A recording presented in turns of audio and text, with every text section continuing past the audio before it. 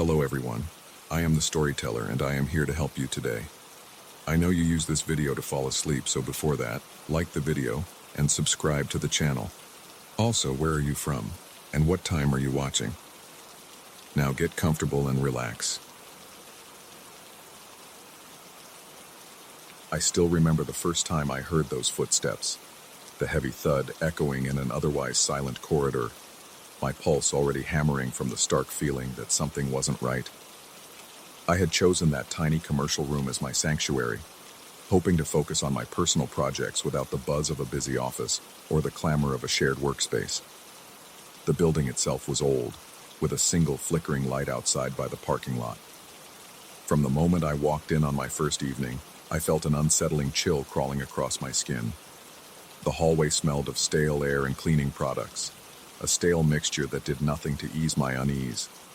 Even then, I dismissed it as first-day jitters, telling myself everything would feel normal once I settled into a routine.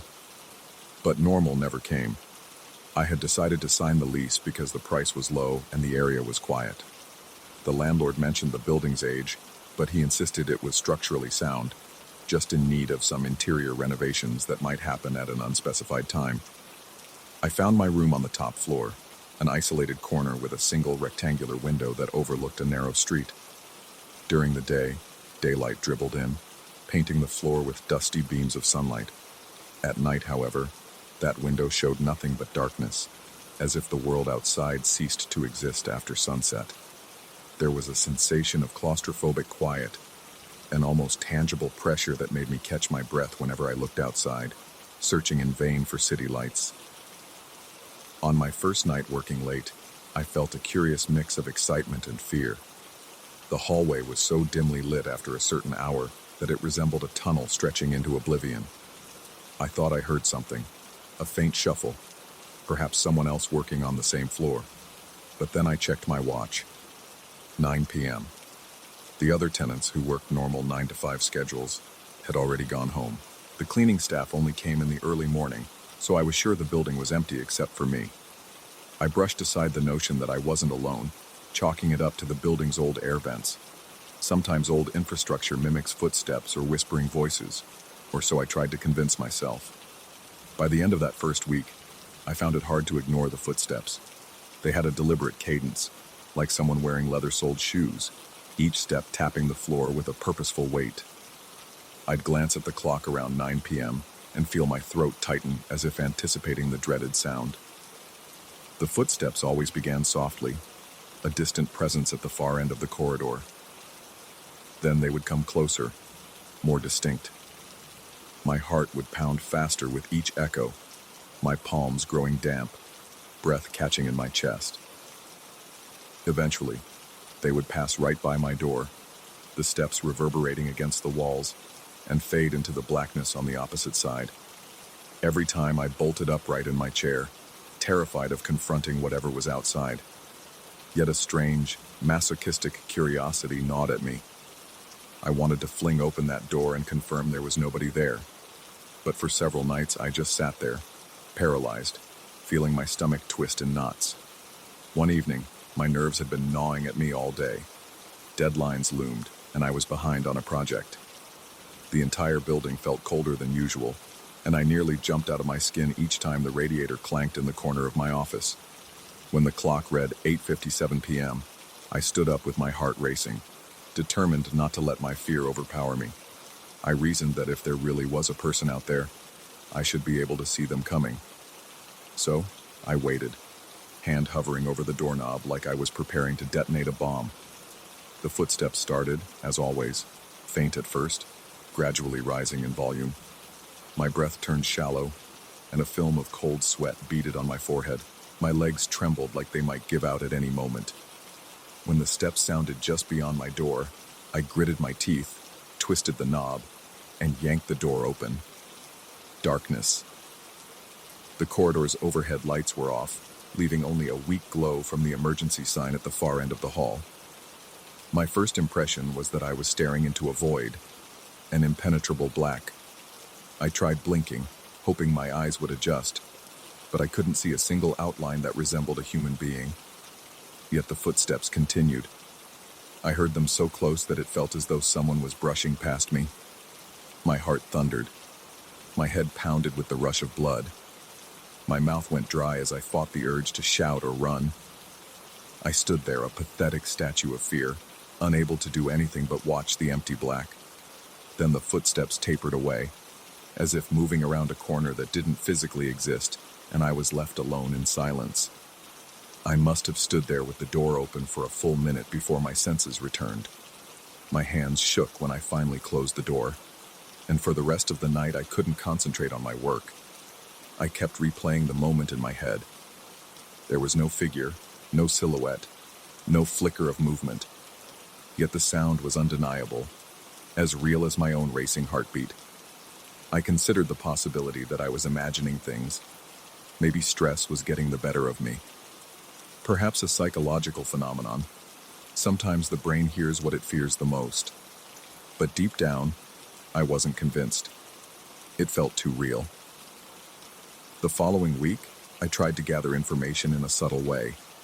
I asked the landlord if anyone else rented space on my floor and if they worked late. He shook his head and said no one else had renewed their lease on that wing of the building. Budgets were tight, and only I had shown any interest in that otherwise deserted corridor.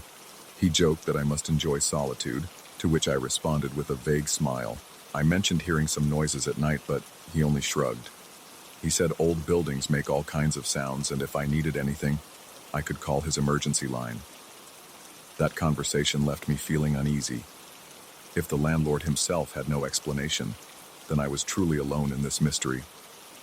Night after night, the same experience repeated. Around 9 p.m., those footsteps manifested out of nowhere, echoing with that ominous, steady rhythm. My body reacted the same way every time. My pulse hammered, my breathing went ragged, and I had to wipe sweat from my brow. I tried turning on loud music, thinking maybe I could drown out the noises. It made no difference. Even over my headphones, I could detect those footsteps reverberating, as if the entire hallway were a drum. I tried leaving the door open at 8:45 p.m., lights on full, hoping that if I spotted something right away, it would resolve the situation. The footsteps still came, slicing through the silence, but no one ever appeared in the doorway. It felt like an invisible presence was crossing back and forth before my eyes. Over time, the atmosphere in my small office grew more oppressive. The overhead fluorescent lamp flickered sometimes, casting warped shadows along the walls. The radiator hissed at the strangest moments, releasing bursts of musty-smelling heat that made me sweat, even though the rest of the space was oddly cold. I felt as if the walls were closing in on me. My reflection in the dark window became a blurry reminder of how unsettled I was. On some nights, I thought I saw the faint shape of a silhouette behind me in the reflection, but whenever I turned around, the office was empty. The fear began to gnaw at me so relentlessly that I started to question my reality. Was my mind conjuring illusions? Was I losing track of what was real? I attempted to reassure myself. Perhaps this was just an elaborate trick of an overworked brain, or maybe there was a structural quirk in the building's design causing the acoustics to mimic footsteps.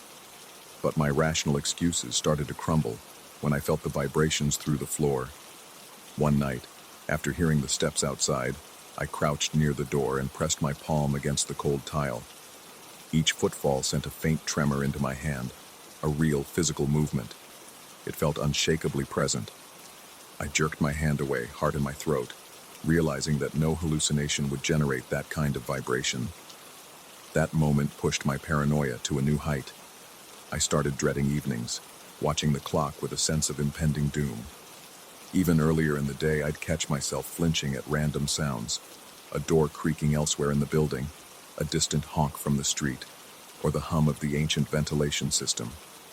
My muscles tensed involuntarily, my jaw remained clenched, and I developed a near-constant tension headache. Any conversation I had with friends or colleagues about my new workspace occurred indirectly. I'd vaguely say that the building was creepy or unsettling, but I never confessed the full extent of my fears. I worried they'd label me paranoid or delusional. Eventually, my work suffered so badly that I realized I had to confront whatever was lurking in that corridor. On a Thursday night, I steeled my nerves and devised a plan. I'd arrive just before dusk, set up a camera to record audio and video from the corridor, and keep every single light on. If there was an explanation, an intruder, or a misfiring system, I would catch it. That evening, the building felt more sinister than ever. Even the elevator ride was unnerving, its fluorescent bulb flickering just enough to throw my pulse into overdrive. Once I reached my floor, I installed the camera in front of my door, angling it to capture the entire length of the corridor. Then I retreated into my office, forcing myself to breathe slowly. When 9 p.m. approached, I positioned myself behind my door, ready to pop out at the slightest sound. The footsteps began like clockwork, a distant knocking on the far side of the corridor. My heartbeat thundered in response, and I felt my breath stick in my throat. This time, I forced my legs to move.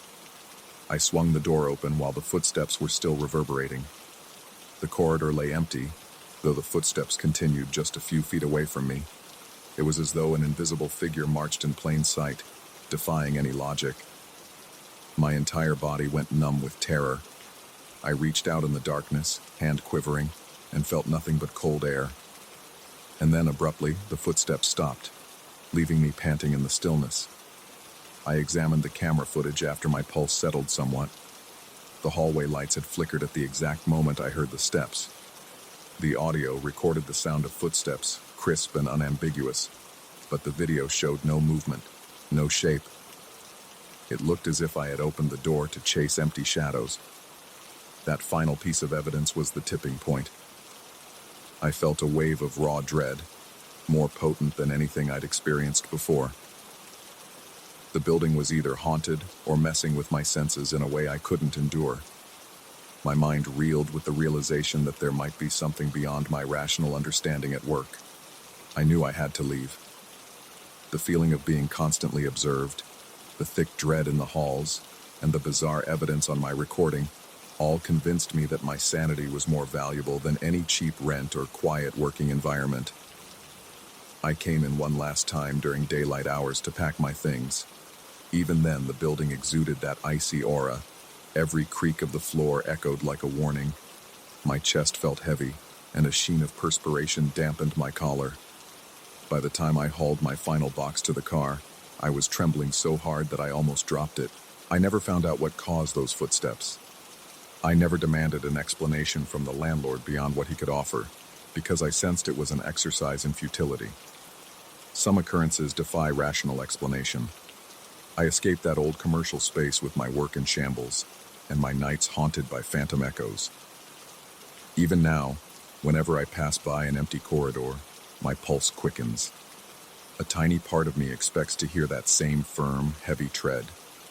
I can't shake the feeling that the presence in that hallway was something more than a mere quirk of an aging building. In the end, I fled from whatever walked those halls at night, yet a piece of my mind is forever trapped back there, listening, waiting, dreading that echo of impossibly real footsteps. And that final thought leaves me with a chill that no daylight can ever quite chase away.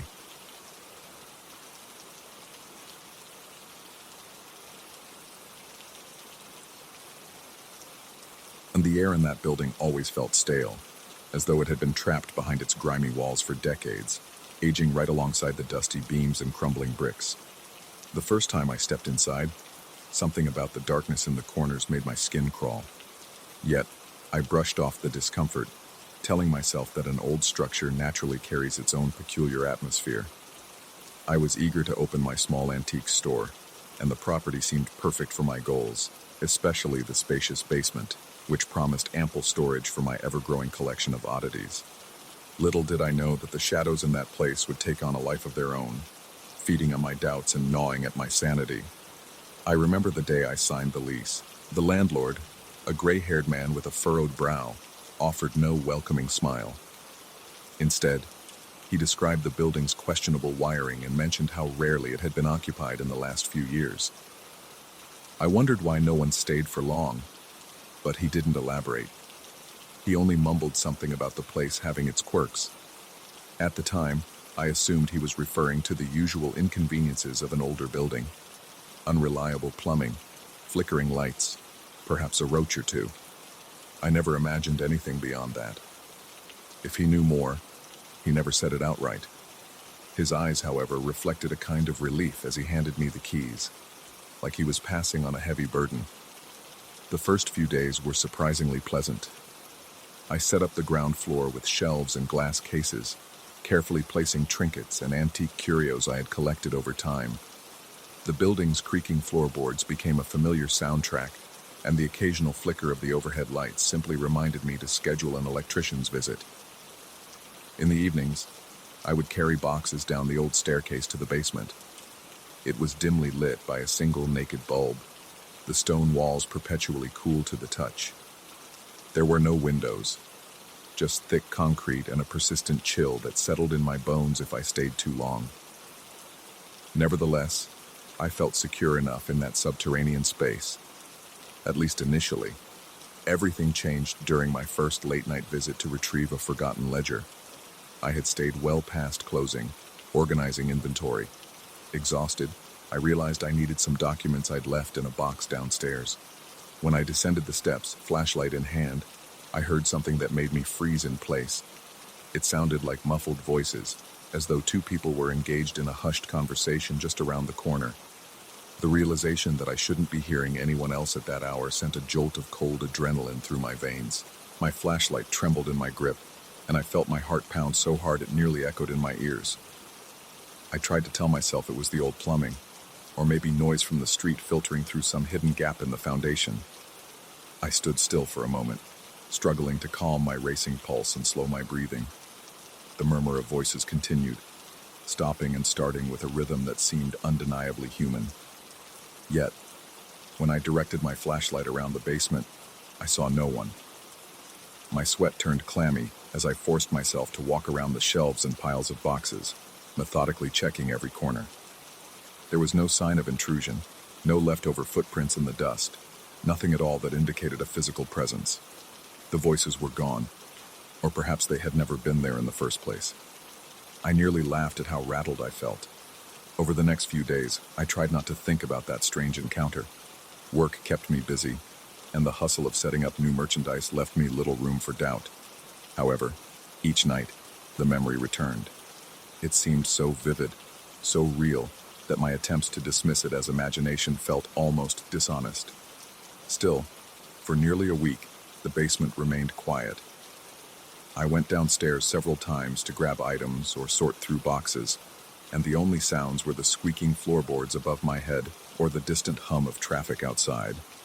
It lulled me into a false sense of security, until it happened again. One evening, around the same late hour, I heard it once more. That same low, whispery conversation, with abrupt pauses and slight inflections. My throat went dry and my legs tensed. Despite the flood of anxiety, I forced myself to investigate again. I flicked on the overhead light, which sputtered uncertainly before illuminating the center of the basement in a weak glow. My flashlight scanned the shelves, revealing nothing but dusty crates. The voices continued for a few moments, then abruptly stopped when I spoke aloud in a quivering voice, asking if anyone was there. Silence swallowed every corner, as though the walls themselves were holding their breath. My body trembled in response, and beads of cold sweat gathered along my hairline. What unnerved me most was the way those voices seemed to get progressively clearer each time they returned. Their tones and intonations grew sharper, pressing against my ears, yet I could never make out the exact words. Whenever I tried to listen more carefully, the murmur dissolved into a wash of static-like nonsense. I started wondering if I was losing my mind, if perhaps the stress of running a new business was taking its toll. But the raw physical reactions I felt, my pounding heart, the tightness in my chest, the shortness of breath, convinced me something more sinister was at play. My paranoia deepened. I found myself flinching at every stray creak and groan, every flicker of light, every accidental brush of a cobweb against my skin.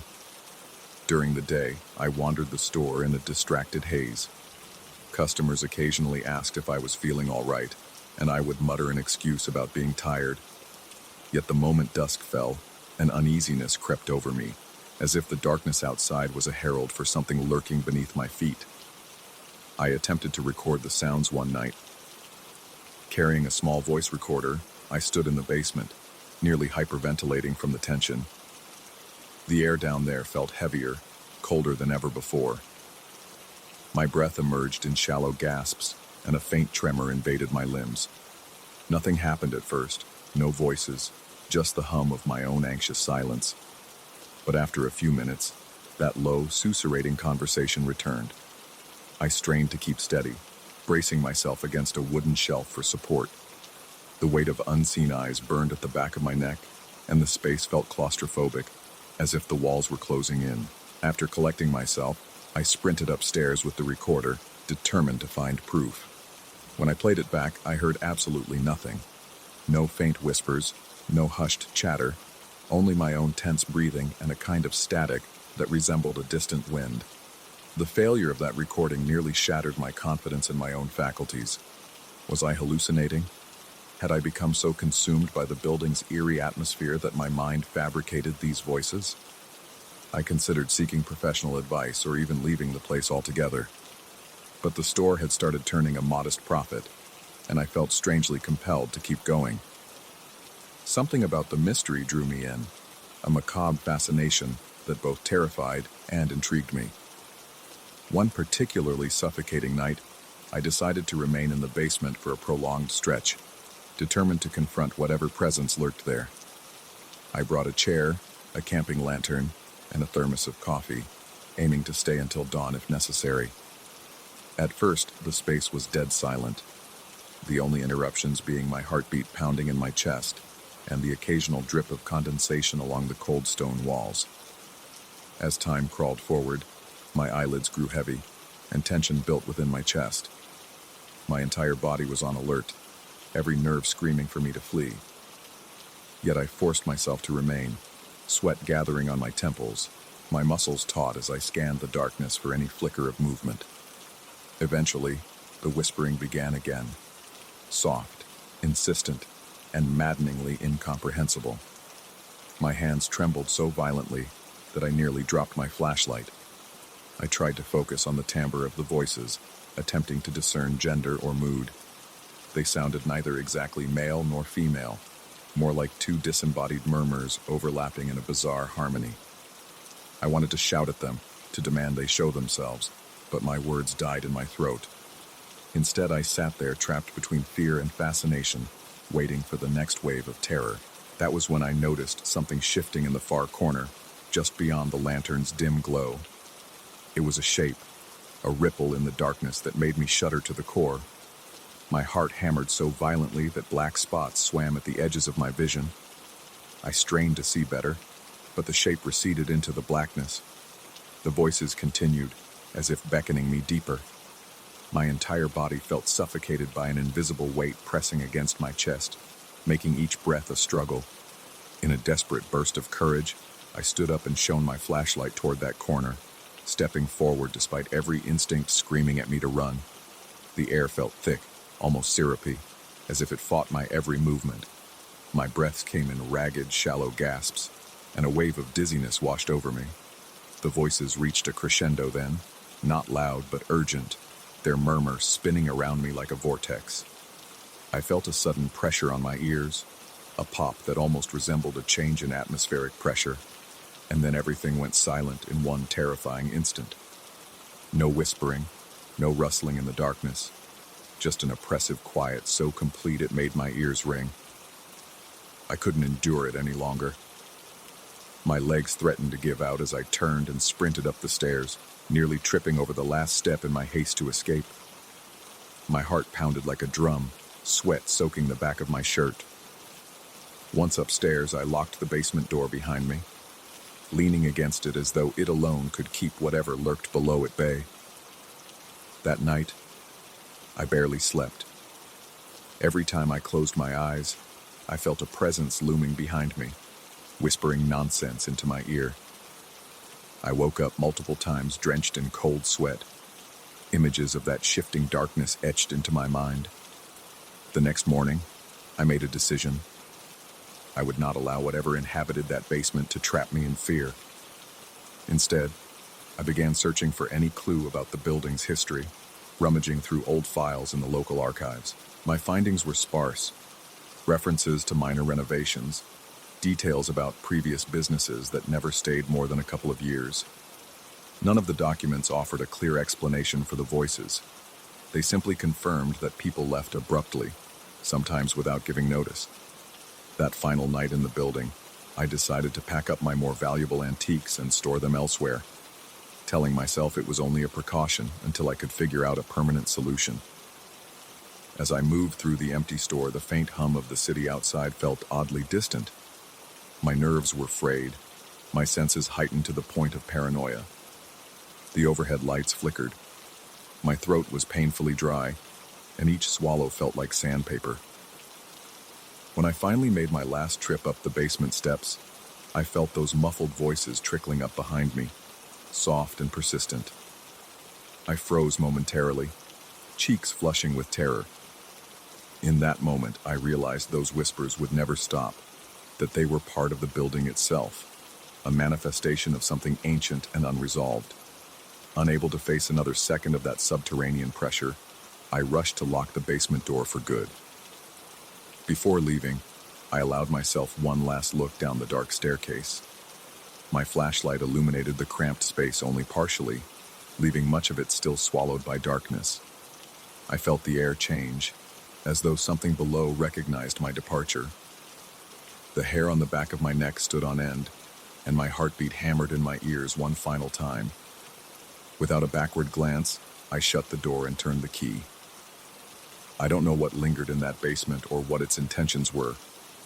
Even now, when I think about the nights I spent listening to those unfathomable whispers, my stomach knots and my palms turn clammy. There are moments I question whether it was ever real. Moments when I try to rationalize it as a side effect of stress and an overactive imagination. But deep down, I feel certain that something resides in the shadows of that ancient building. Something that neither belongs to the living, nor acknowledges my reality in any comprehensible way. I left that place soon after, renting a different spot across town to continue my antiques business. Yet even in a new building with bright lights and fresh paint, I catch myself hesitating whenever I reach for a basement door. A part of me expects to hear those muted voices again, whispering in that disjointed language, forever trapped in dark corners just out of sight. And that lingering dread, that subtle questioning of my own senses, remains with me like a permanent stain, an unsettling reminder that some echoes refuse to fade no matter how far I run.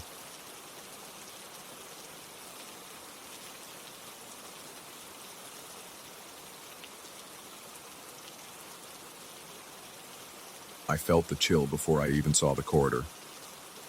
It was the kind of penetrating cold that crawls under your skin and settles in your bones, far beyond what any summer breeze or drafty window could explain. The first time I stepped into that narrow passage, my breath caught in my throat, and a sudden wave of unease washed over me. Even though sunlight streamed through the windows in the rest of the house, the air in that cramped space felt stagnant and unnaturally cold. It was as if some invisible force lurked there, watching and waiting with silent anticipation. I had inherited this country house from a distant relative I barely knew, and I initially thought it would be a pleasant getaway from my hectic city life. The building stood on a large plot of land, surrounded by tall, unkempt grass and dense clusters of trees. The paint on the exterior walls had faded to a dull shade of gray. Loose shutters slapped against the siding with each gust of wind, adding an eerie percussion to the place's overall silence. I remember looking at it from the gravel driveway and wondering if I'd have the time or motivation to restore it to a more hospitable state. Inside, I found dusty furniture covered in sheets, an old fireplace coated with years of soot, and various antique trinkets stacked in corners. My first weekend there, I spent most of my time cleaning and rearranging what little furniture I planned to keep. The house had a peculiar smell, an earthy scent of old wood, and something faintly sweet that I couldn't place. It wasn't unpleasant, just unfamiliar, a reminder that I was stepping into someone else's memories rather than a place of my own. Yet, it wasn't these remnants of the past that bothered me. It was that corridor. Positioned between the kitchen and a small guest bedroom, the corridor measured only about 10 feet in length. It had no windows and was illuminated by a single weak light bulb dangling from the ceiling. Despite the rest of the house being warm or even stuffy, that tight stretch of hallway felt like a different world, breathlessly cold, suffocating and thick with an unspoken tension. The first time I crossed it, I simply shrugged it off, attributing my discomfort to exhaustion. But each time I walked through afterward, the same piercing chill hit me, and I felt as if something brushed against the back of my neck. At first, I tried rational explanations. Maybe an old ventilation shaft passed through there, or perhaps a hidden air current trickled through cracks in the walls. I performed a cursory inspection. I checked for leaks, electrical wiring issues, or moldy spots, anything that might cause a temperature drop. I found none. The plaster remained intact, and the floorboards were solid. There were no open vents or exposed pipes. Still, that place felt wrong. No matter how many times I walked the rest of the hallway, I couldn't shake the feeling that in that narrow passage, something was observing me. On the second weekend, I decided to stay the night and see if I could detect the source of the cold at different times. That was when I heard the murmuring. Lying in bed with the lights off, I started to drift into an uneasy sleep. My heartbeat pulsed in my ears, and the old house's natural sounds, a gentle creaking of the wooden beams, an occasional rustle of leaves against the window, lulled me into a half-dream state. Then, I heard a soft, muffled conversation, as though multiple voices whispered behind a closed door. My eyes snapped open, and I strained to listen. It was coming from the corridor. I got up, shivering with a combination of fear and the lingering cold in the air. My stomach tightened, and my hands felt numb. I remember my pulse pounding in my temples as I stepped gingerly toward the corridor's entrance. I flipped the light switch, and the single bulb flickered to life. The moment the light flooded the passage, the whispering ceased. An uneasy stillness took over. All that remained was that stifling cold, as if it clung to my skin, refusing to let go. I didn't dare walk any farther. Instead, I turned around and headed back to my bedroom, convinced I was imagining things. The more time I spent in that house, the more I questioned my perception. I couldn't dismiss the strange atmosphere as mere paranoia. It was too tangible, too immediate. One afternoon, as I walked through the corridor carrying some cleaning supplies, I felt certain something brushed against my elbow. My heart hammered against my ribcage. Adrenaline coursed through me, and I dropped the bag of rags. I spun around so quickly that I nearly lost my balance. The corridor was empty. Nobody stood behind me. No stray animal scurried away. Nothing. Yet the sensation of someone standing right at my back remained. My instincts told me to leave. After all, no one forced me to remain there. However, I felt an odd pull, a need to uncover whatever lurked in those walls. Curiosity and a tinge of stubborn pride kept me tethered to the house, determined to reclaim it from this unseen presence. One evening, after another disturbing round of strange whispers, I resolved to do a thorough nighttime investigation. I equipped myself with a flashlight and a notebook, telling myself that if I just gathered enough evidence, I could prove it was all in my head or at least figure out a rational explanation. I paced the corridor, carefully checking every panel, every inch of the walls. I knocked gently, listening for hollow spots that might indicate a hidden space. The corridor answered with dull, solid thuds. No secret compartments, no hidden trapdoors. I even tried to measure temperature differences. I stepped into the kitchen, then into the corridor, then the guest bedroom, using an old thermometer I found in a drawer. The readings should have varied only slightly, but the drop within that 10-foot space was dramatic, nearly 15 degrees colder than the kitchen. At the guest bedroom's entrance, the temperature returned to something tolerable. It was impossible to attribute that kind of change to normal conditions. The physical toll of this exploration weighed on me. My chest felt tight, and my forehead beaded with sweat despite the cold. My breathing grew shallow each time I crossed the threshold. Every corner of my brain screamed that I wasn't alone, though my eyes kept telling me otherwise. The house felt smaller, as if its walls were inching closer, drawing me into that corridor's suffocating darkness. An acquaintance who heard about my inherited property visited one afternoon. Though I tried to avoid speaking directly about my fears, I mentioned that the corridor felt unusually cold. That acquaintance asked if I had installed some hidden air conditioner. I remembered smiling awkwardly, trying to brush off the question. I hinted that it was just a draft, but my mind roiled with the memory of that thermometer reading and the whispered voices. When we walked through the corridor together, I noticed how quickly he hurried his pace. He didn't say anything, yet his expression darkened, and he avoided eye contact once we reached the other side. As he left, he joked in an unconvincing tone that I should get that corridor checked out. I could sense he felt something too.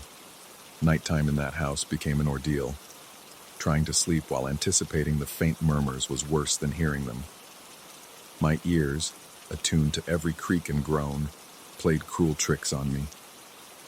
One night, I thought I heard soft scratching along the hallway walls. I jolted out of bed, my heart rattling in my chest. I stood there by the bedroom door, hand trembling on the knob, debating whether to open it. The darkness on the other side felt alive, pulsing with malevolence. I imagined pale hands reaching out, beckoning me to step into that cold place. My skin crawled, and every hair on my body stood on end. Eventually, I forced myself to open the door, only to find that the corridor's light was out. The bulb that had worked fine just hours ago now lay shattered on the floor, tiny shards of glass glinting. The corridor yawned before me, a black void. My stomach churned, and a wave of nausea threatened to overwhelm me. I retreated and stayed awake for hours, each minute steeped in dread. My mouth felt dry, as if I had swallowed sand. I tried to calm my nerves by telling myself it must have been some electrical fault, or a sudden surge that caused the bulb to burst. But deep down, I couldn't shake the feeling that the house was rejecting me, punishing me for my attempts to pry into its secrets. In the following days, I experienced more unsettling occurrences. The cold corridor never let me forget its presence. I started noticing odd shadows flickering at the periphery of my vision, always near that space. A dark shape would slide across the floor, disappearing the instant I glanced over. My anxiety reached a fever pitch. My hands trembled constantly and my muscles tensed to the point of aching. When I did manage to sleep, my dreams were plagued by faceless silhouettes drifting through the corridor, whispering in low, urgent tones. One afternoon, I decided enough was enough. I told myself that if I confronted this head-on, maybe I could drive away whatever lurked there. Armed with a new light bulb, I approached the corridor, determined to prove I was still in charge. The cold assaulted me, sharper than ever, pricking at my skin. I replaced the bulb, my fingers shaking so badly I could barely screw it in. Then I flipped the switch, bathing the corridor in a pale glow. With the corridor lit, I stepped into its center. The chill engulfed me entirely. Each ragged breath crystallized the dread that had been building inside me for weeks. I felt a tightness across my chest, as though invisible hands pressed against my ribs. I spoke aloud, challenging whatever lingered there. My voice quavered with fear, each word echoing off the walls. The air grew heavier and heavier, as if the corridor itself had come alive. My vision blurred, and a wave of dizziness forced me to stagger backward into the kitchen. For a moment I stood there gasping for breath, my heart hammering so violently that it echoed in my ears. The temperature in the kitchen felt almost normal, but my body was drenched in cold sweat. Even so, I sensed a shift, like I had momentarily pierced a veil, and whatever was on the other side recoiled. The whispering ceased for the rest of the evening. An uneasy silence followed, more oppressive than any sound. Despite my lingering fear, I felt a faint spark of triumph, as if I had managed to disrupt the corridor's hold on me. Still, an unsettling sensation remained. A buzz of static electricity in the air, a silent promise that I hadn't vanquished anything, only provoked it. My mind raced with conflicting impulses. Part of me wanted to flee and never return, but another part wanted to unravel the final layer of mystery. The next morning, I woke to find the corridor had grown colder than ever. A thin layer of condensation coated the walls, and my breath formed wispy clouds in the air. When I reached out and touched the wall, my fingers recoiled from the bitter sting of the chill. It felt unnatural, like stepping into a freezer. My mind jumped to all kinds of explanations. Perhaps something supernatural had anchored itself there. I remembered the persistent voices at night, the strange touches, the shattered bulb. Everything converged into a single terrifying certainty. I wasn't just imagining this. No matter how hard I fought the idea, I realized the corridor's presence had infected my thoughts, taking root in my psyche. I no longer felt safe in any corner of the house, always aware of that oppressive cold waiting for me. Every creak or rustle became an omen. My mouth stayed dry, and an uneasy tremor haunted my muscles. Paranoia snaked through my brain, whispering that I would never escape this intangible menace. By the end of that day, I decided I needed distance. My heart pounded with a mix of relief and dread as I packed my things. Before leaving, I forced myself to cross that corridor one last time. The cold pressed against my skin, a punishing final reminder of the lurking malevolence. My pulse throbbed in my throat, and my breathing came in stuttering gasps. I felt that nearly palpable presence behind me, closer than ever, almost breathing down my neck. The corridor's light flickered, casting elongated shadows that seemed to strain toward me. I resisted the urge to spin around. Instead, I stumbled forward, refusing to glance back. At the far end, I paused and gazed down the corridor. The light stopped flickering, and the hallway stretched silently. An ordinary passage in an ordinary home, except for the oppressive cold that clung to the air. In that moment, a sense of resolution washed over me, along with a lingering dread. The house was mine, inherited by legal right, but I sensed I would never truly own it. Something else claimed that narrow space, something beyond logic or reason, or even my own capacity to understand. I locked the door, got in my car, and felt my heartbeat slowly subside as the tires kicked up dust on the winding country road. But the memory of the corridor's chill stayed with me, an unshakable presence in my thoughts. Even as I neared the distant glow of city lights, I couldn't rid myself of the weight pressing on my chest. I told myself I was just being paranoid, that the house was nothing more than wood and stone. Yet the recollection of that freezing air and those whispered voices told me otherwise. My hands remained clammy on the steering wheel, and my breath hitched, as if part of me was still standing there in that darkness. I never found a logical explanation for the cold that stalked those walls, nor did I uncover the source of that murmuring. In the weeks that followed, I debated whether to sell the place or simply let it stand vacant, a relic of an inherited legacy I had no desire to claim. Late at night, when the hum of traffic outside my apartment window lulled, I would picture that corridor, imagining it growing colder with every passing moment. I would see shadows flicker at the periphery of my sight and feel the echo of that suffocating presence. It lingered with me, a chilling bond that I was sure I would never fully sever. Even now, I'm left with a nagging realization. The hallway might be empty, but it's not unoccupied. Something dwells in that short stretch of space, hungry for attention, thriving on fear. And though I escaped the house physically, the corridor follows me in my thoughts. A reminder that sometimes the most unsettling horrors aren't defined by logic or reason. They're the ones that remain unexplained, gnawing at the edges of your sanity, silently waiting for you to return.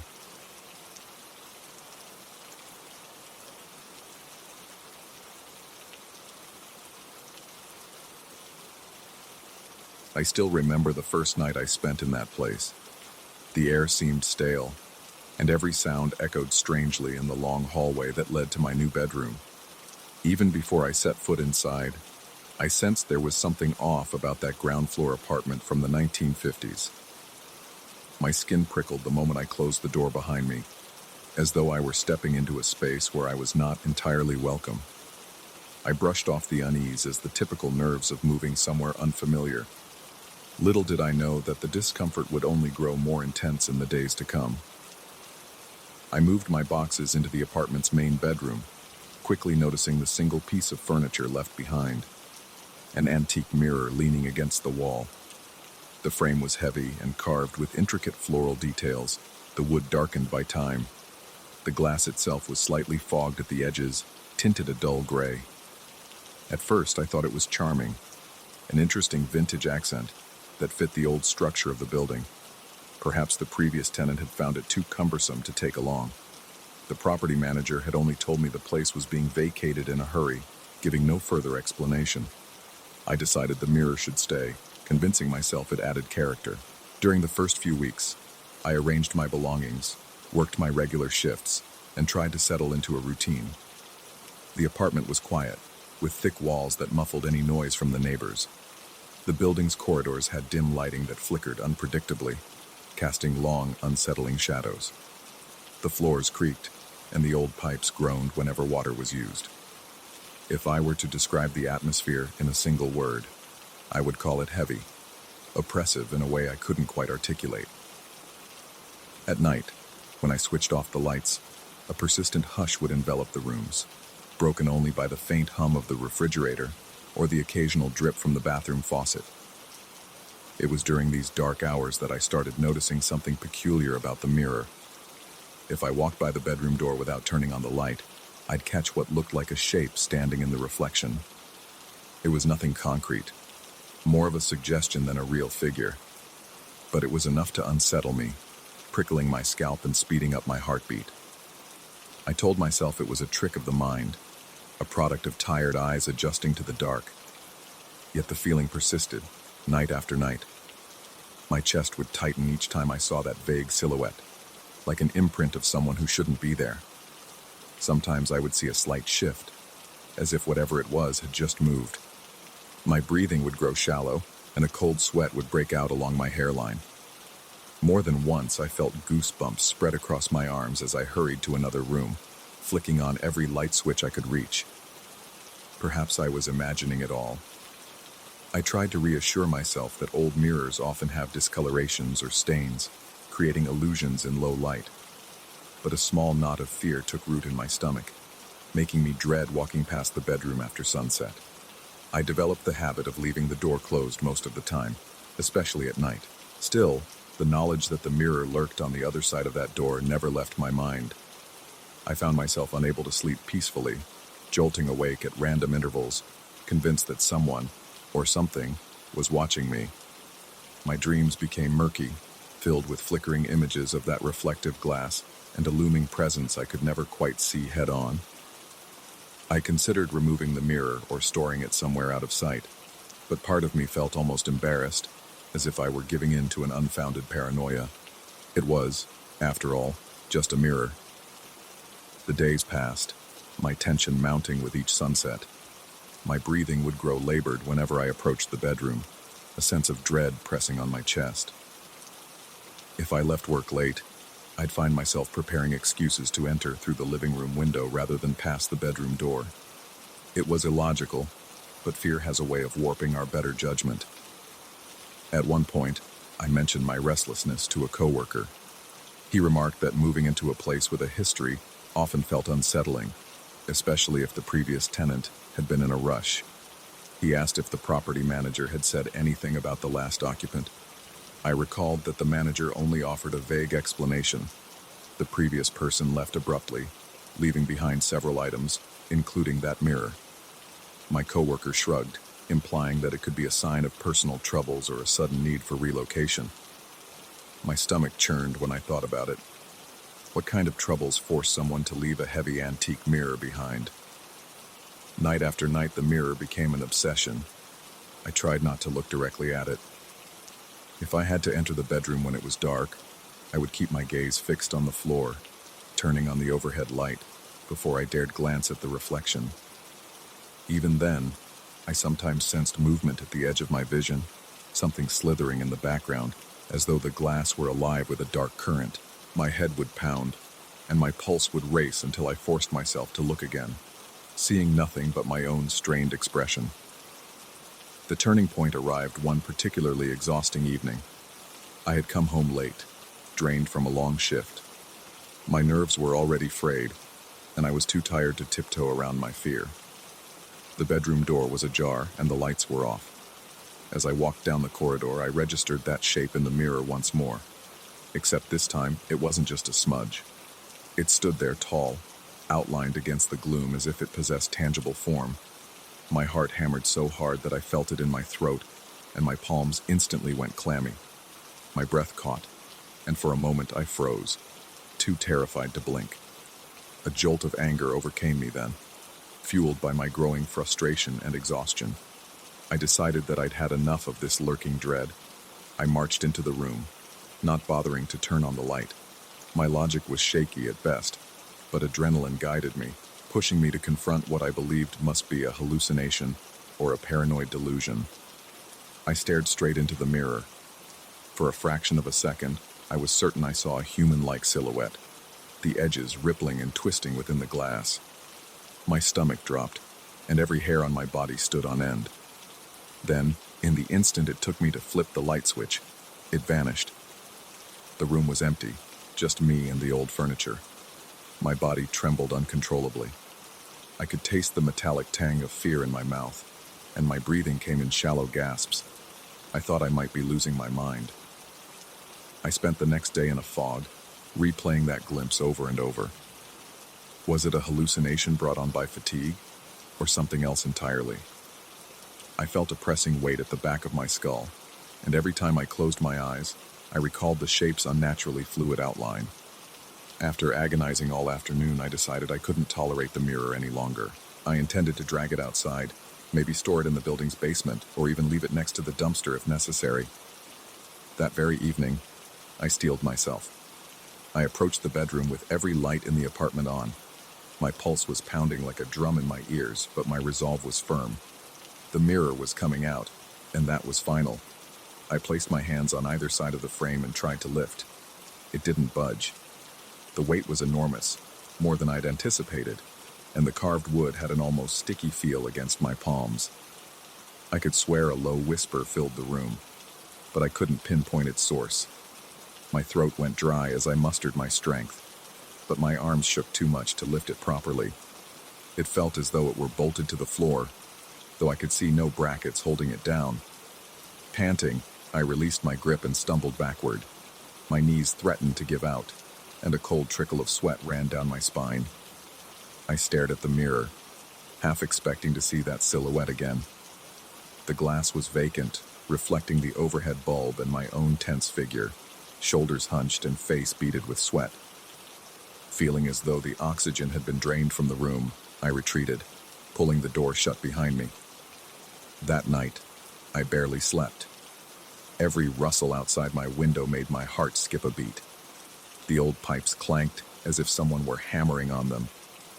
I felt certain that if I drifted off, I would hear that subtle whisper again, or worse, see that silhouette inside my dream. By morning, my eyes were bloodshot, and my nerves frayed beyond belief. Over the next few days, I spiraled into a state of jumpy paranoia. Every corner seemed to hide a reflection. Every reflective surface, a window, a polished metal spoon, reminded me of that impossible figure. My appetite vanished, replaced by a constant knot of anxiety in my gut.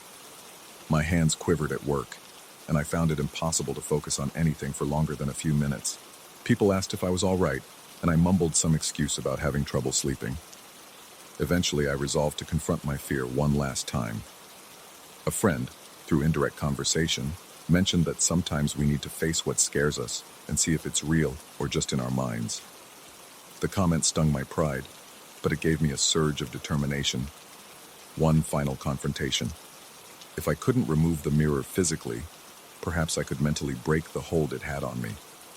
So, I waited until late, making sure the apartment was silent. Then I turned off every light, letting darkness swallow the rooms. My palms were slick with sweat, and my heart thrummed in my chest like a warning bell. I approached the bedroom door, hearing only the faint rush of blood in my ears. I opened the door slowly. The air inside was cooler, as if the room had been sealed away for ages. I forced myself to cross the threshold and stand in front of the mirror, guided only by a strip of moonlight slipping in through the curtains. At first, I saw nothing but my shadowy outline. Then a flicker in the periphery, a slight shift in the glass, as though something stirred behind me. My stomach clenched, and I felt an icy flush wash over my face. I exhaled a shaky breath and willed myself not to flinch. The silhouette grew more defined. as if stepping forward from behind a veil of darkness. My temples pounded with such force that I thought I might pass out. I felt the mirror's presence pressing against me, and for a moment, my reflection looked like a distorted figure with hollows where the eyes should be. A surge of primal fear nearly overtook me, but I managed to hold my ground. I shut my eyes and summoned the courage to speak aloud, just a single shaky statement, telling whatever it was that it had no power over me. My voice sounded weak, yet it resonated in the oppressive quiet. When I opened my eyes again, the figure was gone, leaving only my reflection. The air felt lighter, as though something had loosened its grip on the space. The next morning, I discovered the mirror leaning harmlessly against the wall, no longer quite so heavy in my mind. I wrapped it in a large cloth and carefully removed it from the bedroom. It took all my strength, and my arms quivered, but this time it moved without the eerie resistance I had felt before. I stored it out of sight, in a corner of a storage area at the end of the building's corridor. Since that day, I haven't sensed that presence again, though a lingering unease remains every time I walk past that storage room door. Even now, recounting those events makes my heart race and my palms sweat. I can't fully explain what happened or why the mirror had such a hold on me. Part of me wonders if I allowed my imagination to run wild, feeding on the building's inherent gloom and my own stress. Another part remains convinced there was something genuinely malevolent in that reflection, something that found a conduit in my fear. To this day, I can't bring myself to look into old mirrors.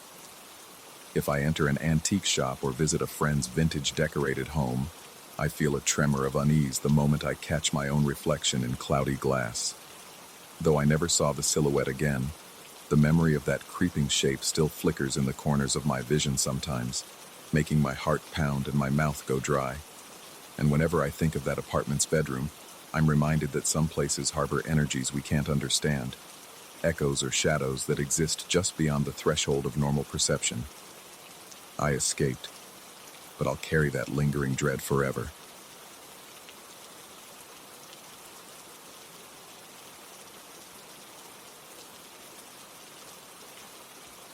I first noticed something was off the moment I stepped inside that old house. The air was stagnant, carrying a faint odor of dust mingled with mold. Every creak of the floor felt like a whispered warning. Even the light seemed wrong, pale and hesitant, as if it was being choked by the gloom seeping out of every corner. I remember pausing on the threshold, my heart thudding dully in my chest, my palms already damp with sweat, and thinking that the house itself was waiting for me to enter, watching from within. My friend had purchased the place a few months earlier. It was a 1930s construction perched on a slight hill, surrounded by withered trees that rustled whenever the wind picked up. He had asked if I could help him with renovations, simple tasks like clearing debris, priming walls, and hauling out junk. It seemed straightforward enough, and I'd always enjoyed that kind of hands-on work. But the more time I spent there, the heavier the atmosphere felt. It was as if the house had a pulse of its own, and I could feel it reverberating through the floorboards. I remember climbing the narrow staircase to the attic for the first time, my chest tight with the musty air. The single overhead light bulb dangled from the rafters, casting long, jittery shadows against the angled ceiling. Old trunks, boxes, and yellowed newspapers littered the floor. Cobwebs spanned between the beams, and each step sent dust motes swirling around. The far corner held a worn leather armchair beneath a small circular window. Its silhouette looked strangely human in the gloom, contoured like someone had just been sitting and left for only a moment. I couldn't say why, but I felt distinctly unsettled by that armchair, as if it were scrutinizing me even before I got close. At first, I tried to brush off my unease. There was work to do, and I didn't want to appear skittish. My friend mostly stayed downstairs, repairing the kitchen floor and knocking down old plaster walls. I was the one who ventured into the attic to organize and decide what was worth keeping. That routine continued for a couple of days without significant incident, other than a persistent sense of being watched whenever I found myself near that armchair. It was on a late afternoon when I noticed something that made my stomach lurch. I turned around from a dusty trunk and caught what I thought was movement. It was slight, but it looked for all the world like the armchair was shifting by itself, as if someone had just stood up. The seat cushions sank and rose as though under weight. I stood there, heart pounding, a slow, icy chill washing over my skin. I told myself it must have been my imagination. Yet, when I approached, I could feel the cushion still gently swaying, the leather producing a subtle squeak. My breath caught in my throat, and my chest felt tight, forcing me to inhale in quick, shallow gulps. I recall rushing downstairs to inform my friend of what I had seen, my voice unsteady. He shrugged it off, suggesting I was letting the spooky environment get the better of me. He offered a half-smile and mentioned I might have a touch of paranoia, which only made me more uneasy. I tried to laugh it away, but my laugh came out forced and brittle. I felt foolish, yet the memory of that chair's slight movement wouldn't leave my mind. The following day, I resolved not to let my anxiety control me. I returned to the attic with a box of garbage bags and a fresh roll of duct tape, determined to finish clearing it out. The temperature felt colder than usual up there, though.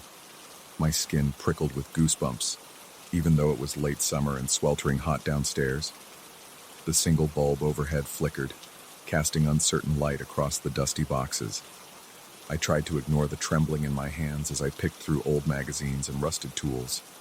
Eventually, my eyes shifted toward the spot beneath the window, and my heart thumped so hard it almost hurt. The armchair, once stationed firmly in the corner, was half a foot closer to the center of the attic. There were no scrape marks on the floorboards, no trail of disturbed dust that would indicate it had been dragged. It was as if it had simply glided or moved on its own accord. My mouth went dry, and a chill sweat coated my forehead. I felt the muscles in my legs tense, ready to bolt. My mind struggled to find a rational explanation, but none came. I finished bagging the trash in silence, hyper-aware of every creak, every shift in the dusty air. I refrained from glancing at the armchair as much as possible, afraid I might see it move again. When I finally left the attic, I found my friend downstairs, working on repairing a wall. He asked me how it was going. I simply told him I was making progress, not wanting to revisit the conversation about my imagination. Still, my mind roiled with unease, and I could barely keep my heartbeat under control. Over the next few days, I avoided the attic. My tasks took me elsewhere in the house. Sanding floors on the second story, recaulking a bathroom window. But every single time I passed the corridor leading to the attic stairs, I would catch the faintest squeak of leather shifting. Sometimes, it was slow and drawn out, like someone easing themselves into the seat. Other times, it was abrupt, as though a weight had been lifted off suddenly. Each time, my throat would close up, and my pulse would race. I'd stand there in the hallway, straining to breathe, my muscles taut with dread. I tried to tell myself it was just the wind or the old house settling, but the tension in my chest refused to subside.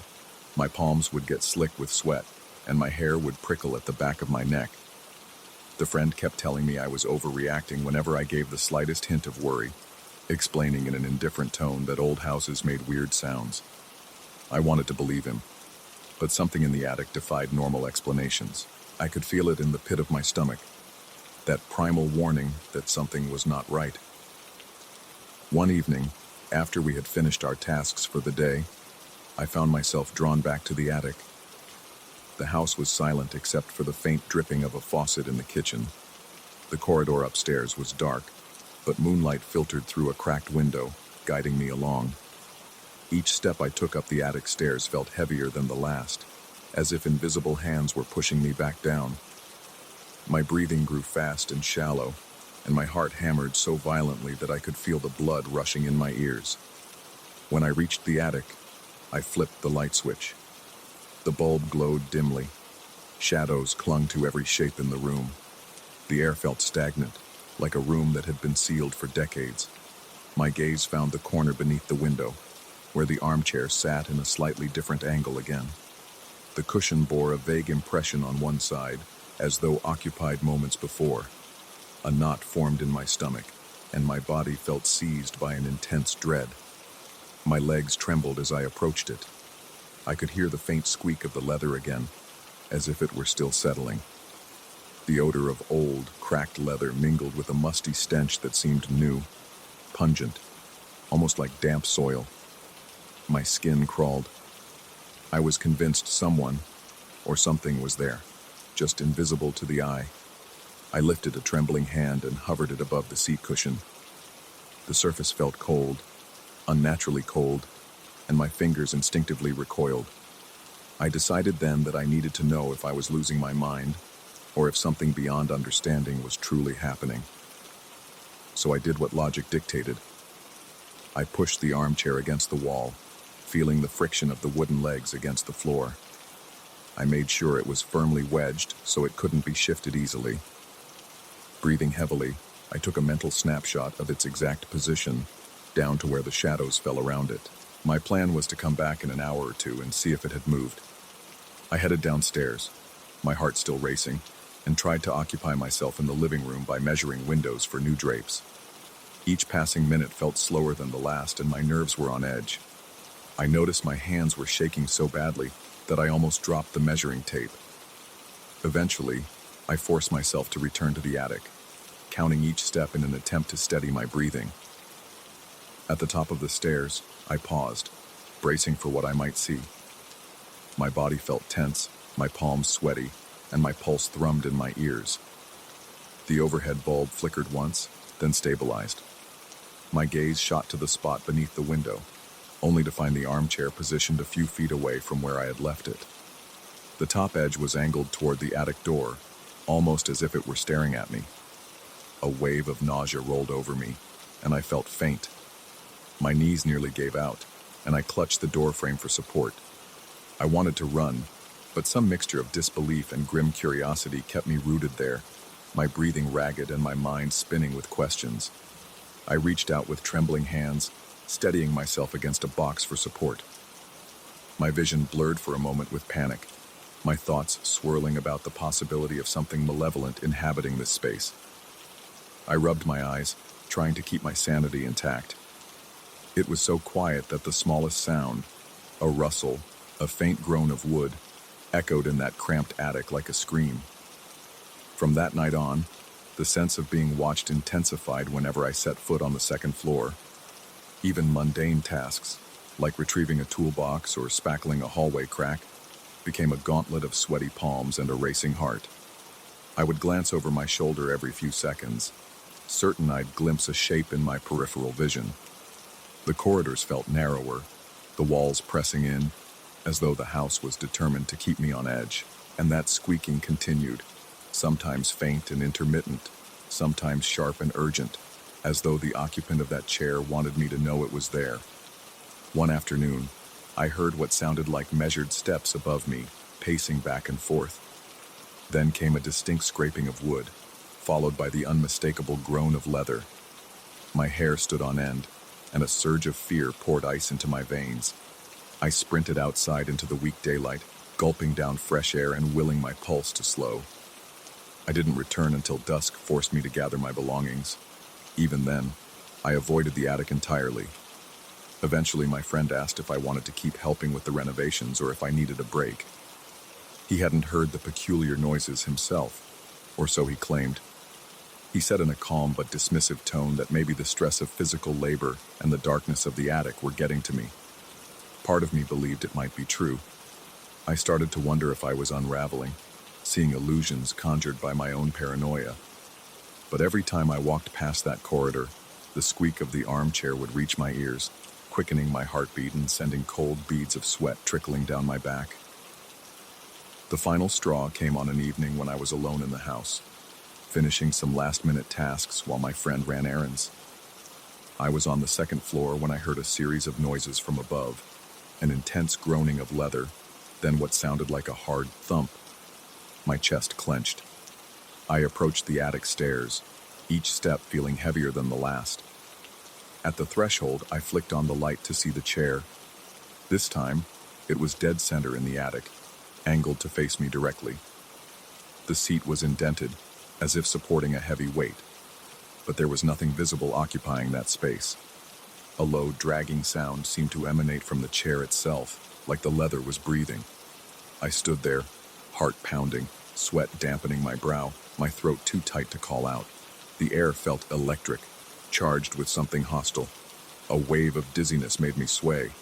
My entire body screamed at me to leave. I took a step back, and the overhead bulb popped, plunging the attic into darkness. The shadow swallowed everything, and I heard movement. Scraping, squeaking, something shifting in the pitch black. My breath came in desperate gasps as I fumbled for the flashlight on my phone. The narrow beam caught a glimpse of the empty seat cushion rising back into shape, like something had just stood up. I didn't wait to find out more. My heart hammered so fiercely that I worried it would burst. I nearly stumbled down the stairs, racing out of the house as my pulse roared in my ears. Outside, I gulped fresh air and gripped the railing, trying to steady my trembling limbs. Even the waning daylight felt like a floodlight compared to that oppressive darkness in the attic. I sat on the porch steps, chest heaving, until my friend returned. I couldn't articulate to him exactly what had happened, only that I refused to set foot in that attic again. Days later, I packed my things and left.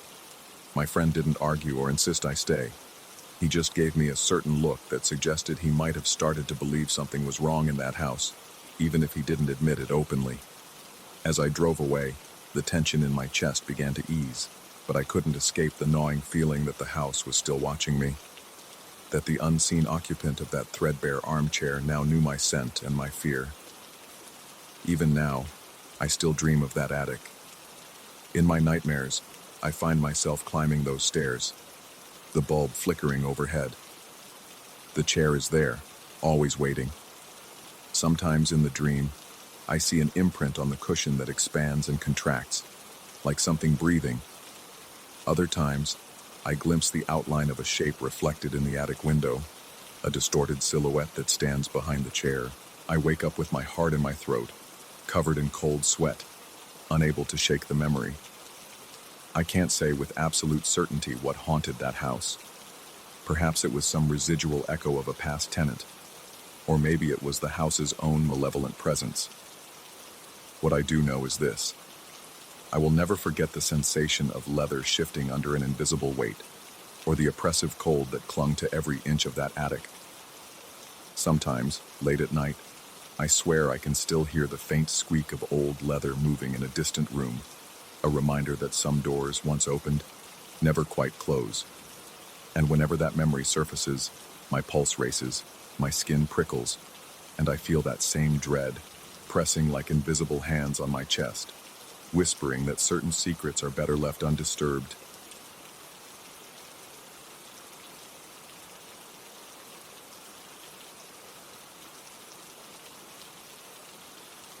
The kettle started whistling again yesterday, echoing through my apartment like a grim announcement. I can still feel the tremor it sent through me, the skin on the back of my neck prickling as though a cold hand had grazed it. If I concentrate, I can almost hear that shrill note lingering in the corridors of my mind, refusing to let me forget how unreal it all felt, how impossible it should have been. I live alone in a relatively modern apartment building, the kind of place you assume has no secrets.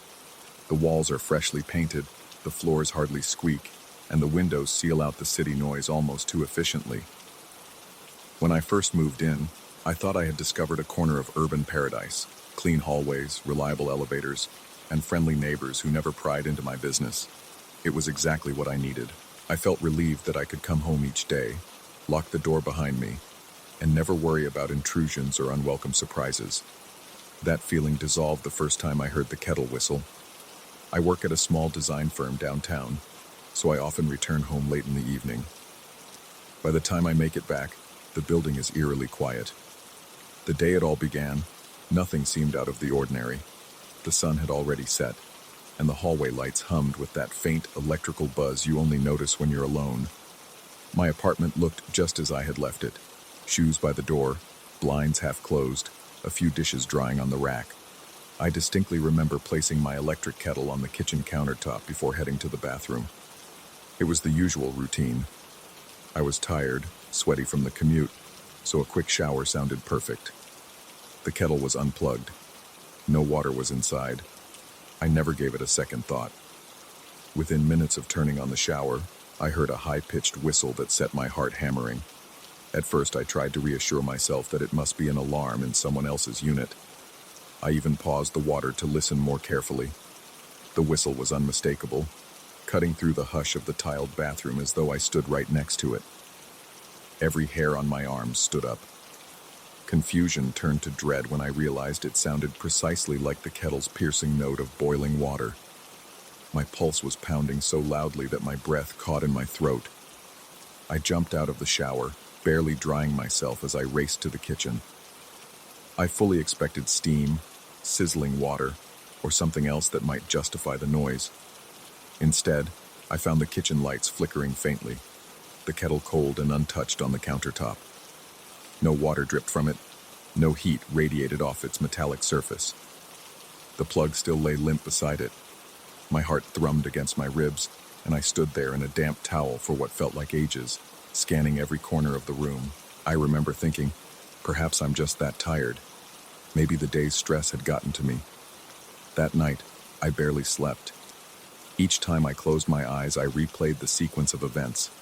Arriving home, placing the kettle on the counter, hearing the whistle, and finding it inert. Over and over, my mind churned with possibilities. Could it have been a trick of the plumbing? Was it the wind whistling through a poorly sealed window? These excuses felt feeble, but I needed something to hang on to. My body hummed with anxiety, sweat beating on my forehead every time a faint noise stirred me from half-sleep. A few days later, it happened again. This time, I came home in the late afternoon, just early enough to catch some pale sunshine leaking through the balcony doors. My plan was to make a quick snack, so I put a mug on the counter and ready to teabag. But I realized I was out of fresh milk. Annoyed, I decided to go to the convenience store down the street. Once again, I left the kettle sitting on the countertop, unplugged. While I waited in line at the store, I felt an odd twinge of unease, but I tried to brush it off. I told myself everything was normal. When I stepped back into my apartment, I heard it. The high-pitched whistle, dull but instantly recognizable, as though it were emanating from just around the corner. My heart lurched. My breath stuttered in my chest. This time, I sprinted to the kitchen. The kettle was exactly where I had left it. The handle was cool to the touch, the metal body reflecting my alarmed face in a warped, unkind distortion. My stomach knotted, and a clammy sweat prickled under my arms. I recall checking every appliance that evening, pressing my ear to the walls, even stepping out into the hallway to see if someone else was boiling water. Everything was silent. Returning to my unit felt like stepping back into a bubble of tension. The overhead lights seemed too dim, casting elongated shadows across every object. My own footsteps on the hardwood made me flinch. I remember swallowing hard, my mouth parched, as if I had forgotten to drink water all day. I paced around the apartment for a while, convincing myself that something else must be at fault. Over the following week, I became hypervigilant. I made a habit of examining every inch of the kitchen each time I returned home. The kettle, once an unremarkable fixture in my daily routine, now held an aura of foreboding. It wasn't just whistling anymore. Some mornings I noticed it had shifted position. Once the handle faced the stove instead of the living room. Another time, I found it angled toward the sink, as though someone had used it and set it down hastily. My heartbeat would spike whenever I saw it out of place. I tried to recall if I'd moved it myself. A half-asleep habit, maybe. But the recollection never came. When I talked to the building manager about strange noises, I didn't mention the kettle. Instead, I casually asked if the walls were thin, or if any maintenance workers had accidentally entered my apartment. The manager told me no one else had keys, and no work orders were scheduled for my unit. I felt the color drain from my face as I nodded politely, swallowing a bitter lump of tension in my throat. The nights became unbearable. Each small sound made me jolt awake. My mind began crafting scenarios of intruders slipping through the door the moment I turned my back. But there was never any sign of forced entry. My possessions remained intact, except for the kettle's inexplicable movements. I even changed the locks out of paranoia, paying extra to have someone come in and install a brand new set. For a time, I left the kettle in a cabinet, out of sight. I wondered if ignoring it might help me reclaim some peace of mind. That strategy failed. One evening, I returned from work to see the cabinet door slightly ajar. The kettle was back on the counter, angled in that same unsettling way. My hands shook when I picked it up. I felt a cold sensation spreading through my chest, like a block of ice forming around my heart. The air felt thinner, my lungs struggling to draw oxygen. I leaned against the sink, my knees weak, trying to keep calm. I asked myself if I was losing my grip on reality. Had I absent-mindedly retrieved the kettle? But I couldn't remember doing so. My body was slick with a cold sweat, and a tremor coursed through my arms as I placed it back in the cabinet and locked every door in the apartment that night. Things escalated. Sometimes in the dead of night, I would wake to that shrill whistle reverberating through the silence. It was so vivid that my pulse would skyrocket, my breath catching in my lungs.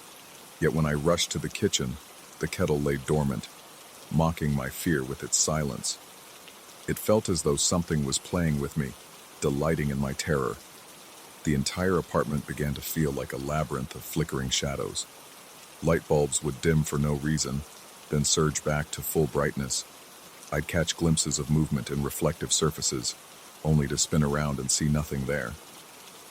On one especially harrowing night, I was certain I heard a scraping noise, like the kettle being dragged across the countertop. My mouth went dry, and beads of sweat formed along my hairline. I forced myself out of bed, heart pounding so fiercely I could hear the rush of blood in my ears. In the dark hallway, I strained to listen. A faint click sounded, metal meeting metal. My hand shook as I fumbled for the light switch. When the overhead bulb flickered on, the kettle sat at the edge of the counter, handle pointed toward me, as if inviting me to pick it up. I stood frozen, the only sound my own ragged breathing. It felt as though the apartment itself were alive, waiting. I began questioning my sanity more openly. I even confided in a colleague at work, though I avoided giving too many details. He suggested I might be overworked or experiencing stress-induced hallucinations. He recommended a short vacation or therapy, saying something about how the mind can play tricks when you're exhausted. I nodded along, but deep down, I couldn't accept that these experiences were purely psychological. The physical evidence was too clear. In a desperate attempt to reclaim control, I started setting up small traps. I placed flour around the kettle before going to bed, hoping to find footprints or marks that would prove someone, or something, was messing with it. But each morning, the flour remained undisturbed, except for the kettle itself being at an odd angle, or sometimes not even on the flour at all. It was as though it had moved without touching the ground. My anxiety spiraled. I developed a habit of looking over my shoulder, expecting to see a figure in the periphery of my vision. The shadows in the corners of the living room felt heavy, almost sentient. Occasionally, I thought I sensed a presence behind me, that unmistakable prickle along the spine that screams, "You are not alone." Nightmares plagued me. I would see the kettle floating mid-air, whistling louder and louder until its sound became a piercing shriek, jolting me awake in a sweat-soaked panic. Finally, I decided I couldn't endure it any longer. One night, after hearing that dreaded whistle for the third time in a single evening, I grabbed my coat and marched to the door, determined to flee. But as I reached for the doorknob, a scraping noise came from the kitchen. A slow, deliberate scrape of metal on the countertop. My heart pounded like a war drum. Each exhalation felt shallow. My breath trembled in my throat, and my vision seemed to narrow, as if the apartment itself were tightening around me. I forced myself to return to the kitchen. The kettle hovered dangerously close to the edge, handle tilted so precariously that a single nudge would send it crashing to the floor. Its polished metal glimmered in the dim overhead light, and for the briefest moment, I thought I saw a reflection that wasn't entirely my own. It looked like a shape behind me, vague, looming, impossible to describe. My spine tingled, and a cold flush coursed through my veins. I didn't wait to investigate.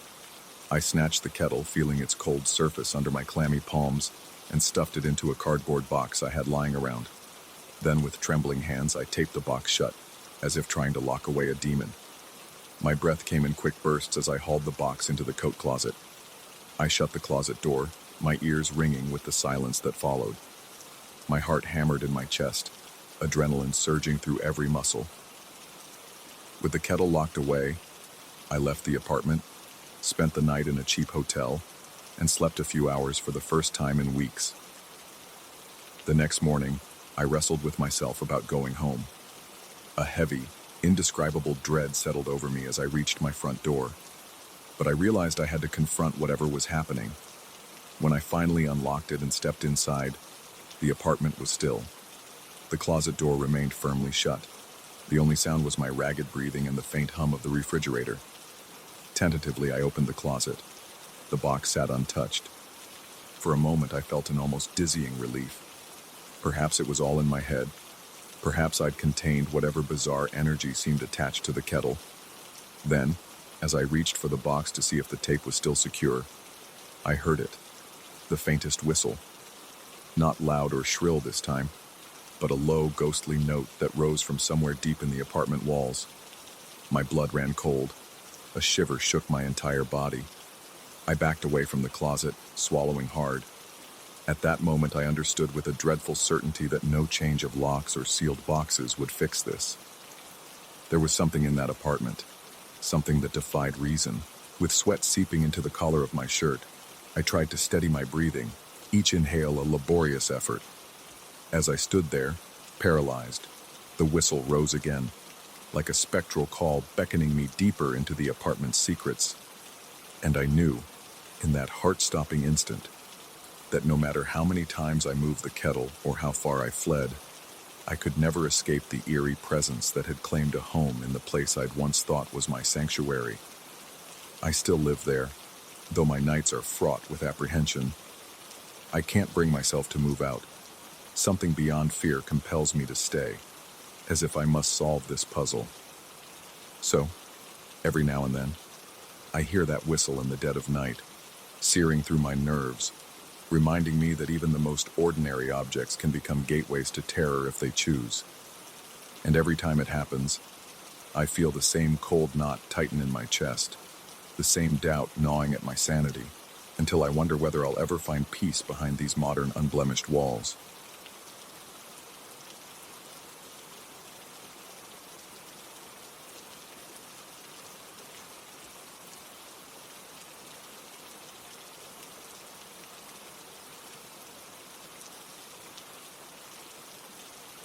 I remember the first night it happened as if it were etched into my mind with a razor.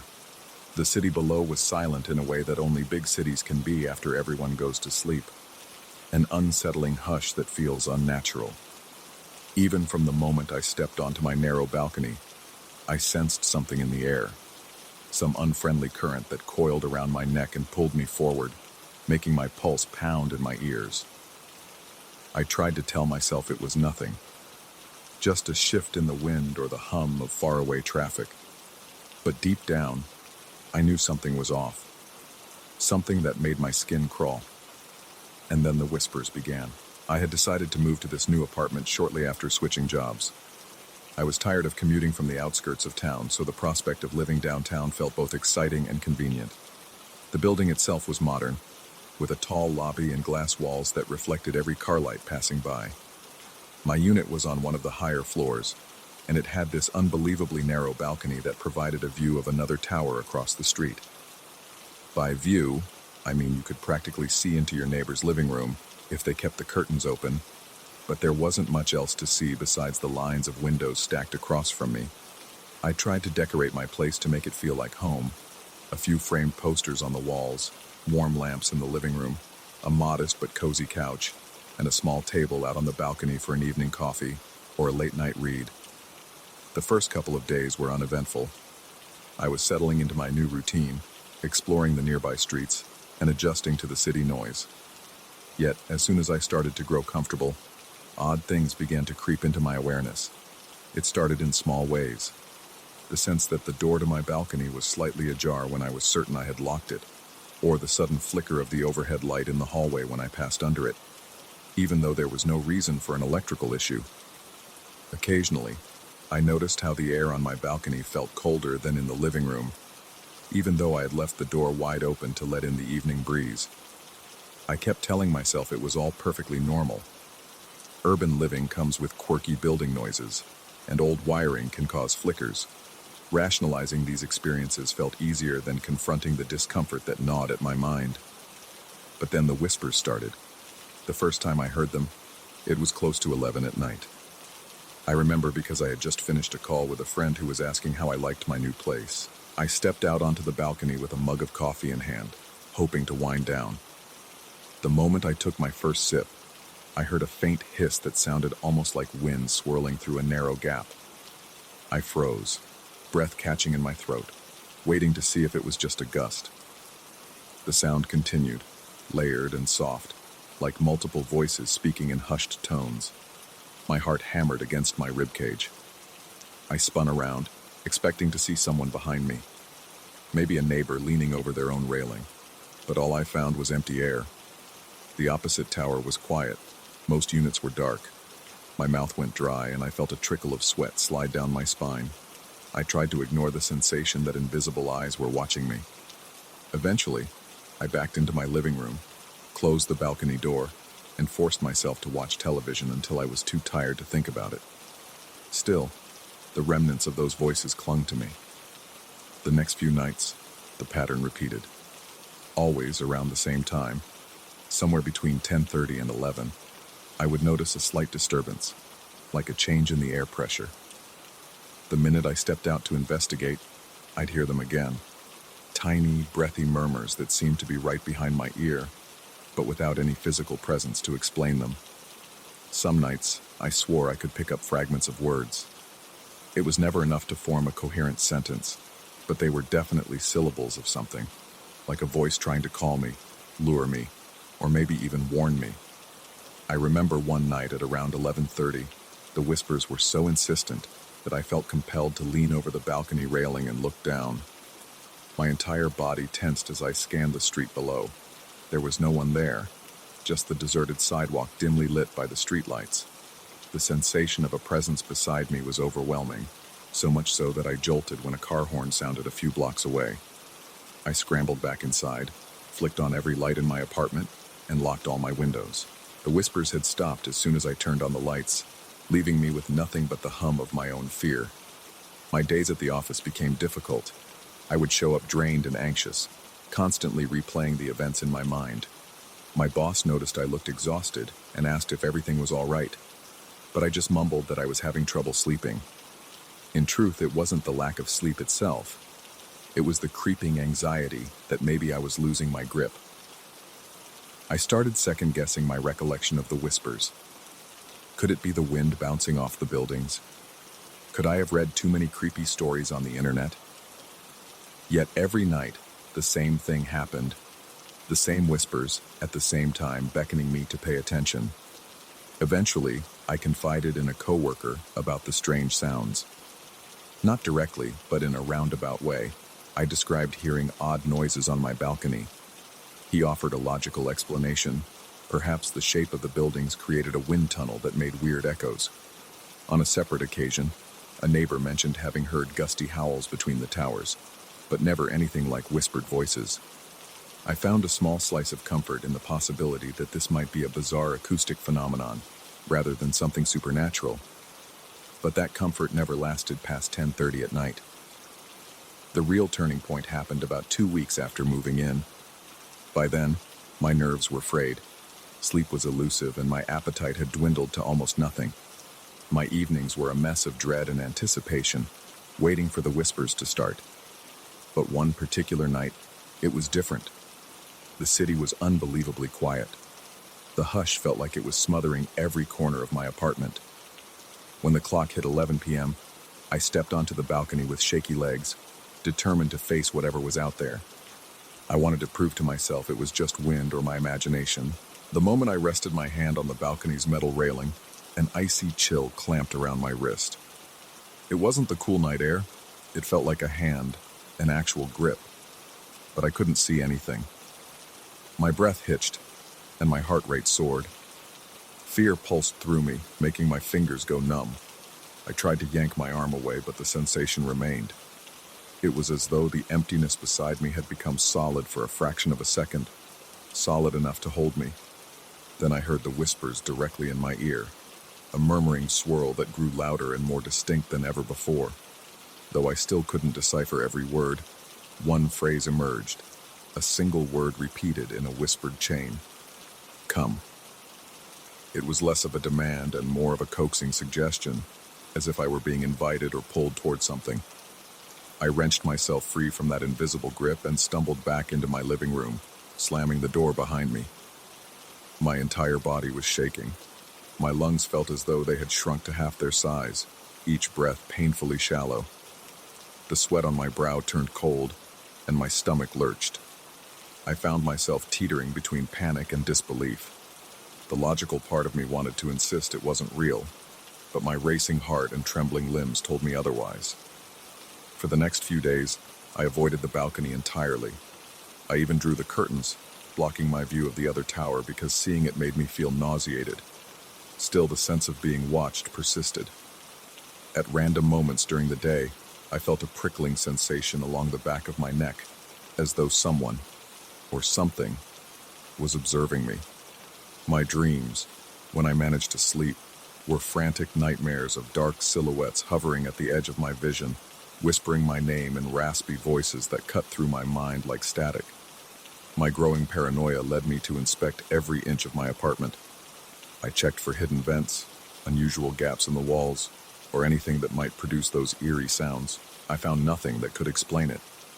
The building's concierge claimed there had been no maintenance complaints or reports of strange noises.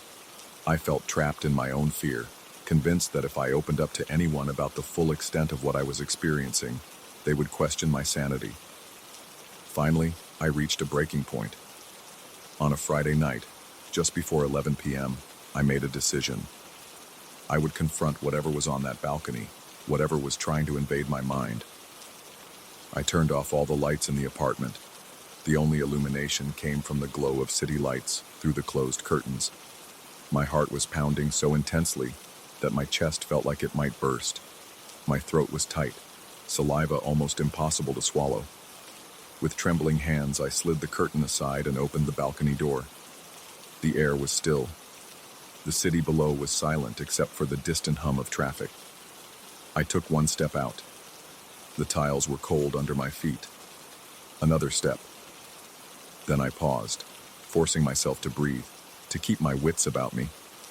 And that was when I heard it again, soft whispers flowing like a river of sound around me, forming incomplete words that brushed my ears. I stood there, refusing to back down. Suddenly, I felt that same gripping chill on my arm. This time, it tightened around my elbow, urging me forward. My heart thudded so loudly that I could barely hear my own thoughts. But I fought the instinct to run. I stayed still, determined to see if there was anything visible. Then, out of the corner of my eye, I caught a faint distortion in the air, like a ripple of heat. It was subtle, almost imperceptible, but enough to confirm that I wasn't alone on that balcony. A low, pressing dizziness overcame me, and I wavered on my feet. In that moment, my mind flooded with a single, overwhelming realization. Whatever was there wanted me to step beyond the railing. The intention behind that grip, the coiling presence, was to guide me closer to the edge. The panic was indescribable. My entire body was trembling. My head spun and my lungs fought for air. I could almost sense my own consciousness slipping away, as though the whispers were winding their way into my brain, erasing every sense of self-preservation. With a final burst of adrenaline, I tore myself free and stumbled back into the apartment, slamming the door shut so hard it rattled in its frame. My vision blurred and I doubled over, gasping for breath, sweat coursing down my temples. I felt the impossible urge to open the door again, as if a compulsion were building inside me. My hand trembled on the doorknob for a few agonizing seconds until I mustered every ounce of willpower to let go and step away. That night, I barely slept. I sat in the corner of my bedroom, watching the balcony door through the open bedroom door, waiting to see if it would creep open on its own. It never did. By the time the morning light crept through the window, I had made a choice. I wasn't going to stay. No job, no convenience of living downtown, could justify remaining in this place where something intangible but undeniably malevolent lingered. I contacted a realtor at the first reasonable hour, explained that I needed to move quickly, and made arrangements. Packing up was a whirlwind, but I couldn't leave fast enough.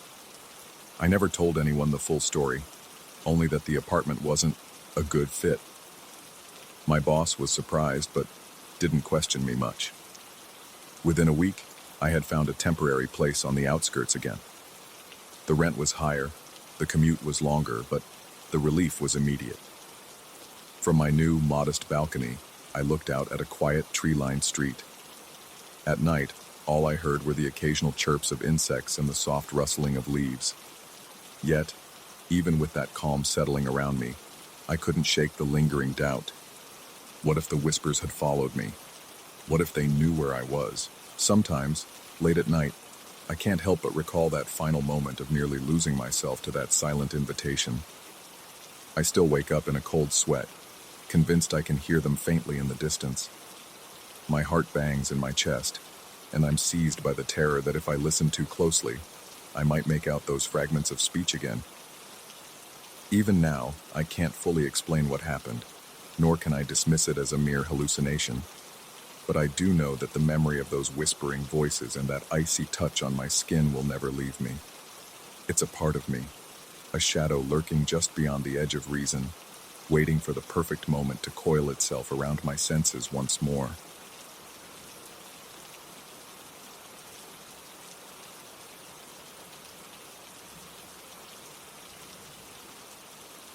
I still remember the first night I truly believed my surroundings had turned against me. The soft hum of the city outside did little to disguise the unnatural stillness that clung to my new apartment. Instead of comfort, the silence brought unease. It was the kind of quiet that allows every breath, every rustle of fabric, and every faint scrape in the walls to seize full control of your senses. There, in the darkness of my bedroom, an ordinary curtain moved in a way that defied explanation, and that single detail shattered my confidence in the logical world I thought I knew. I am not the kind of person who believes in haunting stories or unexplainable phenomena. I have always been the practical type, the one who checks the fuse box before assuming a poltergeist is flickering the lights, or who tests for drafts before proclaiming a ghost is breathing on my neck. But this new apartment challenged everything I thought I understood. Nothing made sense from the very beginning, starting with the strangest quirk of all, the bedroom curtain that insisted on swaying when there was no visible source of air. I inspected the window frame, the vents, the air conditioner, even the seams of the ceiling. Yet every night, without fail, that heavy fabric would shift, flutter, and sometimes even billow inward as if something were passing through it. The first time I noticed the movement, I was lying awake, unable to sleep, because the city lights seemed somehow too bright, and the darkness inside the apartment felt far too deep. My eyes were drawn to the curtains, gently rippling as though teased by a breeze. I remember sitting up, feeling the sudden rush of cold down my arms, my skin prickling with goosebumps. Even my breath momentarily caught in my throat. I thought I must have left a window cracked open, or perhaps there was a hidden draft. But the window was locked tight. I placed my hand on the glass. It was as still and cold as the night itself. No wind, no vent blowing air, no logical explanation. It started small. The curtain would move when I wasn't looking directly at it, just a glimpse from the corner of my eye. A slight quiver, maybe a subtle shift in the folds. I tried to dismiss it as my imagination. After all, the mind plays tricks in an unfamiliar home, and sometimes stress and lack of sleep can conjure illusions. But the phenomenon quickly escalated. On a few occasions, I even felt a gentle push of air against my face as I approached the window, a faint but unmistakable whisper of coolness that set my nerves on edge. I couldn't replicate it under normal observation. If I stood there, waiting, nothing would happen. But if I turned away or got distracted, I would catch that flutter in my peripheral vision or sense the stirring of air. Out of sheer frustration, I pinned the curtain to the wall one evening, using thumbtacks and heavy tape to prevent it from moving. This was my attempt at reclaiming a sense of normalcy. Yet, by midnight, I heard the faint rasp of fabric being pulled free. When I switched on the light, the curtain hung loose again, swaying gently. My pulse hammered in my ears, and I could feel the dryness in my mouth as adrenaline spiked.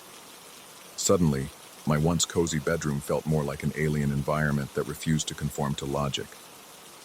I tried to rationalize the situation. Perhaps the adhesive of the tape was weak, or maybe I hadn't pressed the tacks in firmly. But deep down, I couldn't ignore the dreadful certainty that something else was responsible. My nerves were fraying. Simple tasks became battles against an ever-present sense of being watched. Whenever I entered the bedroom, I felt an electric tension in the air, as though the room itself were holding its breath. Late at night, I would lie awake in the living room instead, telling myself I was just more comfortable on the couch. But the truth was that I couldn't bear to watch that curtain shift on its own. It was more than just the movement. It was the feeling that something stood behind it, waiting, perhaps observing me in the darkness. The faintest sound of the fabric scraping against the windowsill would jolt me into a state of raw anxiety. My heart would pound so forcefully that I could hear my own pulse, and I would catch myself trembling, my skin slick with a cold sweat. In an attempt to dispel my paranoia, I invited a friend over to have a look, though I kept my explanations vague. I said I needed a second opinion on whether the place had some hidden draft issues. He walked around the room, checked the windows and vents, and eventually shrugged. He thought it was likely some structural quirk. He didn't see the curtain move, and I didn't bring up my deeper fears, because I knew how absurd they would sound. After he left, I felt worse. The fleeting sense of safety that comes from having another person present dissolved, and the apartment felt more oppressive than ever before. I started hearing sounds at night, soft creaks in the floorboards even though the building was relatively new, and faint tapping noises from the bedroom walls. At times, I swear the tapping matched the rhythm of my own racing heartbeat, as if it were mocking my fear. Shadows seemed to stretch across the living room floor with a mind of their own, especially when the moon was bright and the wind outside was still. The light that spilled in from the streetlights seemed inadequate, as if it couldn't quite pierce the darkness that had taken residence in the corners of the apartment. Even my reflection in the windows unsettled me. Once, while pacing in the living room, I glanced at my mirrored silhouette in the glass, only to notice a slight distortion, a ripple behind me, near the hall that led to the bedroom. The moment I turned, there was nothing there. I spent more and more nights out of the bedroom, preferring the lumpy couch that left my back aching in the morning to the suffocating atmosphere behind that closed bedroom door. My insomnia worsened. Every evening felt like an exercise in anticipatory dread. My nights blurred into days, and I started questioning my sanity. Could sheer anxiety manifest such potent hallucinations? I would wake up on the couch with my heart pounding, convinced I'd heard the curtain flap, only to realize that the entire apartment was deadly silent. And that silence carried a weight of expectation, as though something waited for me to surrender and walk back into that bedroom. One particularly harrowing night, I decided to confront whatever was happening. My plan was simple: stay awake in the bedroom until I either caught the curtain moving in real time or convinced myself it was all in my head. I placed a chair in the corner of the room, opposite the window, and sat there with my phone's flashlight and a notepad to jot down any observations. At first, nothing happened. The curtain hung lifelessly, and I began to think I was indeed losing my grip, that maybe I had just overreacted. But as the minutes turned into hours, my fatigue set in.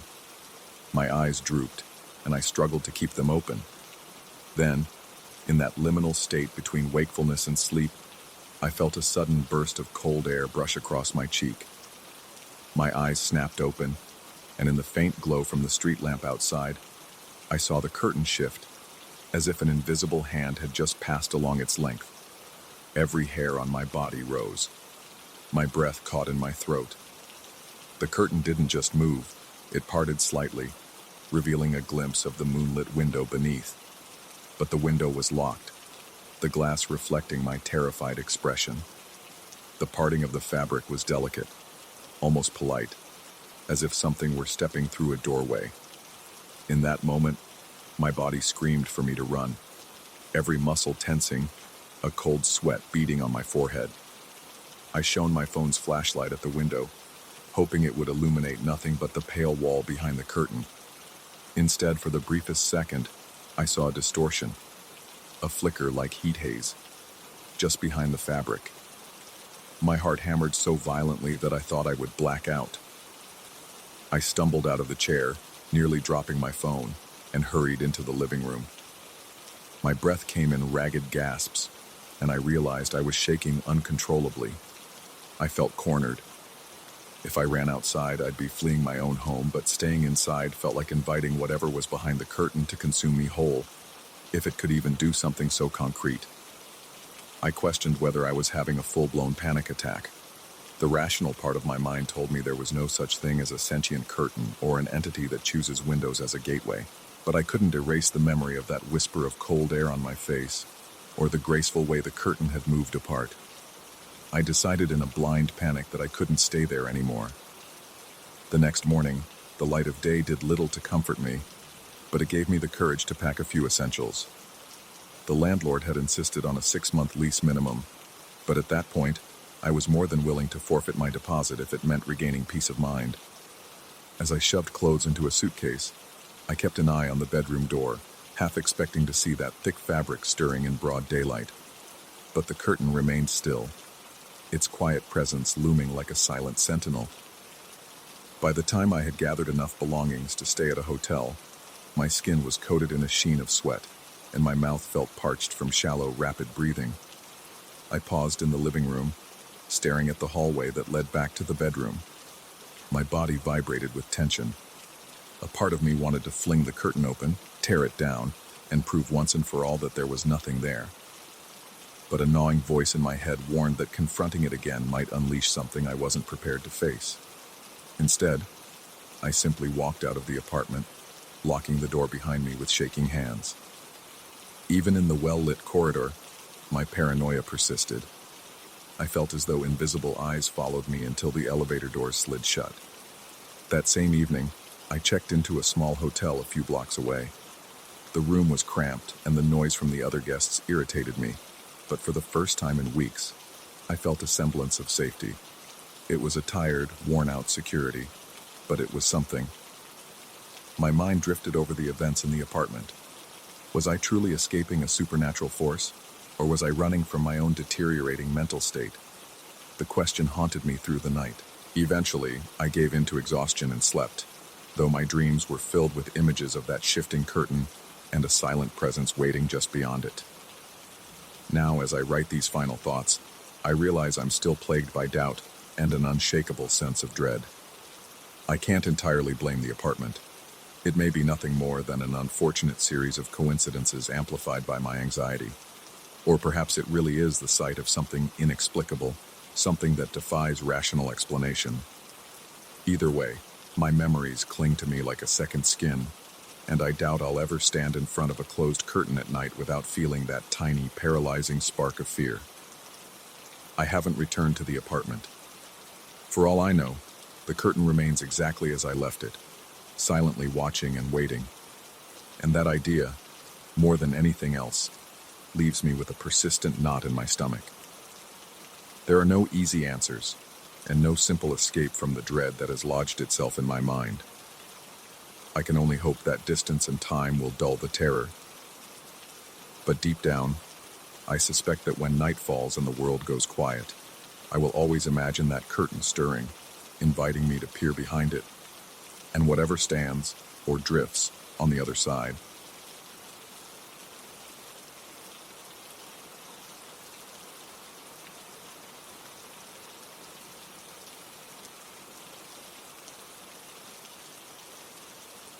I remember the first night I heard it, a dull, repetitive tap echoing through the metal walls of my newly acquired warehouse. It was so faint at first that I assumed it was just the building settling, or maybe a branch scraping along the exterior. But the hush of that cavernous interior, with its stacked crates and flickering fluorescent lights, made every little noise feel amplified, like a whispered secret in a silent chamber. My skin prickled beneath the overhead lamps, and I felt an inexplicable tension coil in my stomach, as though an unseen observer stood just beyond my line of sight. Even then, I recognized that something was off, something that made the space feel more like a tomb than a warehouse. I had acquired the property for an irresistible price, wanting a dedicated place to store the expanding inventory for my small business. The location was decent, on the edge of an industrial zone with no immediate neighbors, meaning I could come and go at all hours without disturbing anyone. In the first week, everything felt ordinary, just a large rectangular structure, high ceilings, and an echo that reminded me of standing alone in a cathedral. But that echo turned oppressive when I began hearing the tapping late at night. I tried to convince myself that it was a quirk of an old building. Perhaps pipes were contracting in the cool air, or some rusted ventilation shaft was rattling in the breeze. But as the weeks wore on, I realized I could not explain it away so easily. The taps came in sets, 3, sometimes 4, and would repeat at irregular intervals. They seemed to come from the back wall, an area with no adjoining structures or visible pipes. Often I would check the time, half convinced I was imagining it, only to hear it again minutes later. My heart would pound, and a trickle of sweat would run down my back despite the chill of the cavernous space. The sense of being watched, of not being alone, became nearly unbearable. Early on, I tried telling myself I was just exhausted from long workdays. I would briefly mention to a friend that the warehouse had odd acoustics, but I avoided sounding alarmist. In response, I received casual suggestions that it was just old tin siding, or that I might be hearing small animals skittering around. Yet deep down, I felt it was more. The final straw came one evening when I decided to stay extra late to organize shipments for the following week. That night, I heard the distinct pattern again. Light fists knocking 4 times, in a deliberate rhythm. I froze, the hairs on my arms rising as a chill spread across my skin. I stood near a tall rack of boxes, trying to listen over the hum of the fluorescent lights. The knocks came again, louder. My stomach lurched, and my breath hitched in my throat. I forced myself to gather my courage and investigate. Flashlight in hand, I walked outside, the beam cutting through the darkness of the empty lot. The soil was dry and bare, no footprints, nothing that could have caused the tapping. I circled the perimeter, pressing my hand against the corrugated metal to see if I felt any vibration. The surface was cold. Nothing seemed out of place. No figures lurking. No broken branches banging against the siding. It was just emptiness, a patch of silent night under a hazy moon. The tension in my chest eased momentarily as I convinced myself I had probably overreacted. But the moment I stepped back inside and clicked the door shut behind me, I heard the tapping once more. This time it was closer, as if it had moved a few yards forward, hugging the wall from within. My throat went dry, and I felt my heartbeat hammering against my ribs.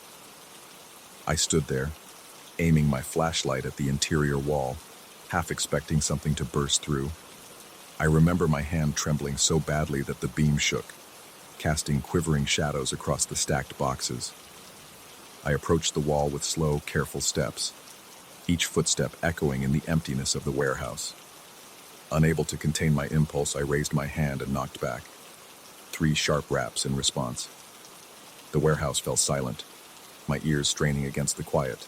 Time seemed to stretch, my pulse thudding in my ears. Then, after a few agonizing moments, 3 dull knocks echoed back. I stumbled backward, practically dropping the flashlight in my panic. A cold flush of dread flooded my veins, and I found myself blinking rapidly as though trying to wake from a nightmare. Except I was wide awake, and the presence behind that wall, whatever it was, seemed very real. From that night on, my sense of normalcy eroded. Each evening I stayed late. The tapping would return.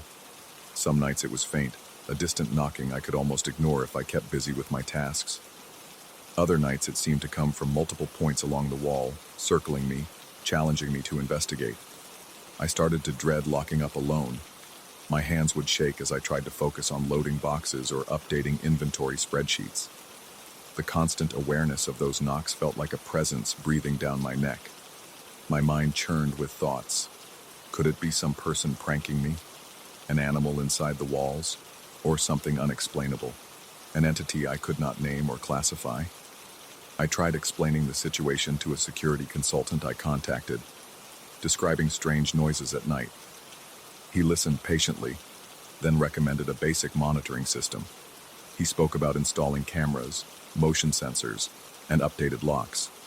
I appreciated his professionalism, but I knew these measures wouldn't capture the intangible dread that crept along that back wall.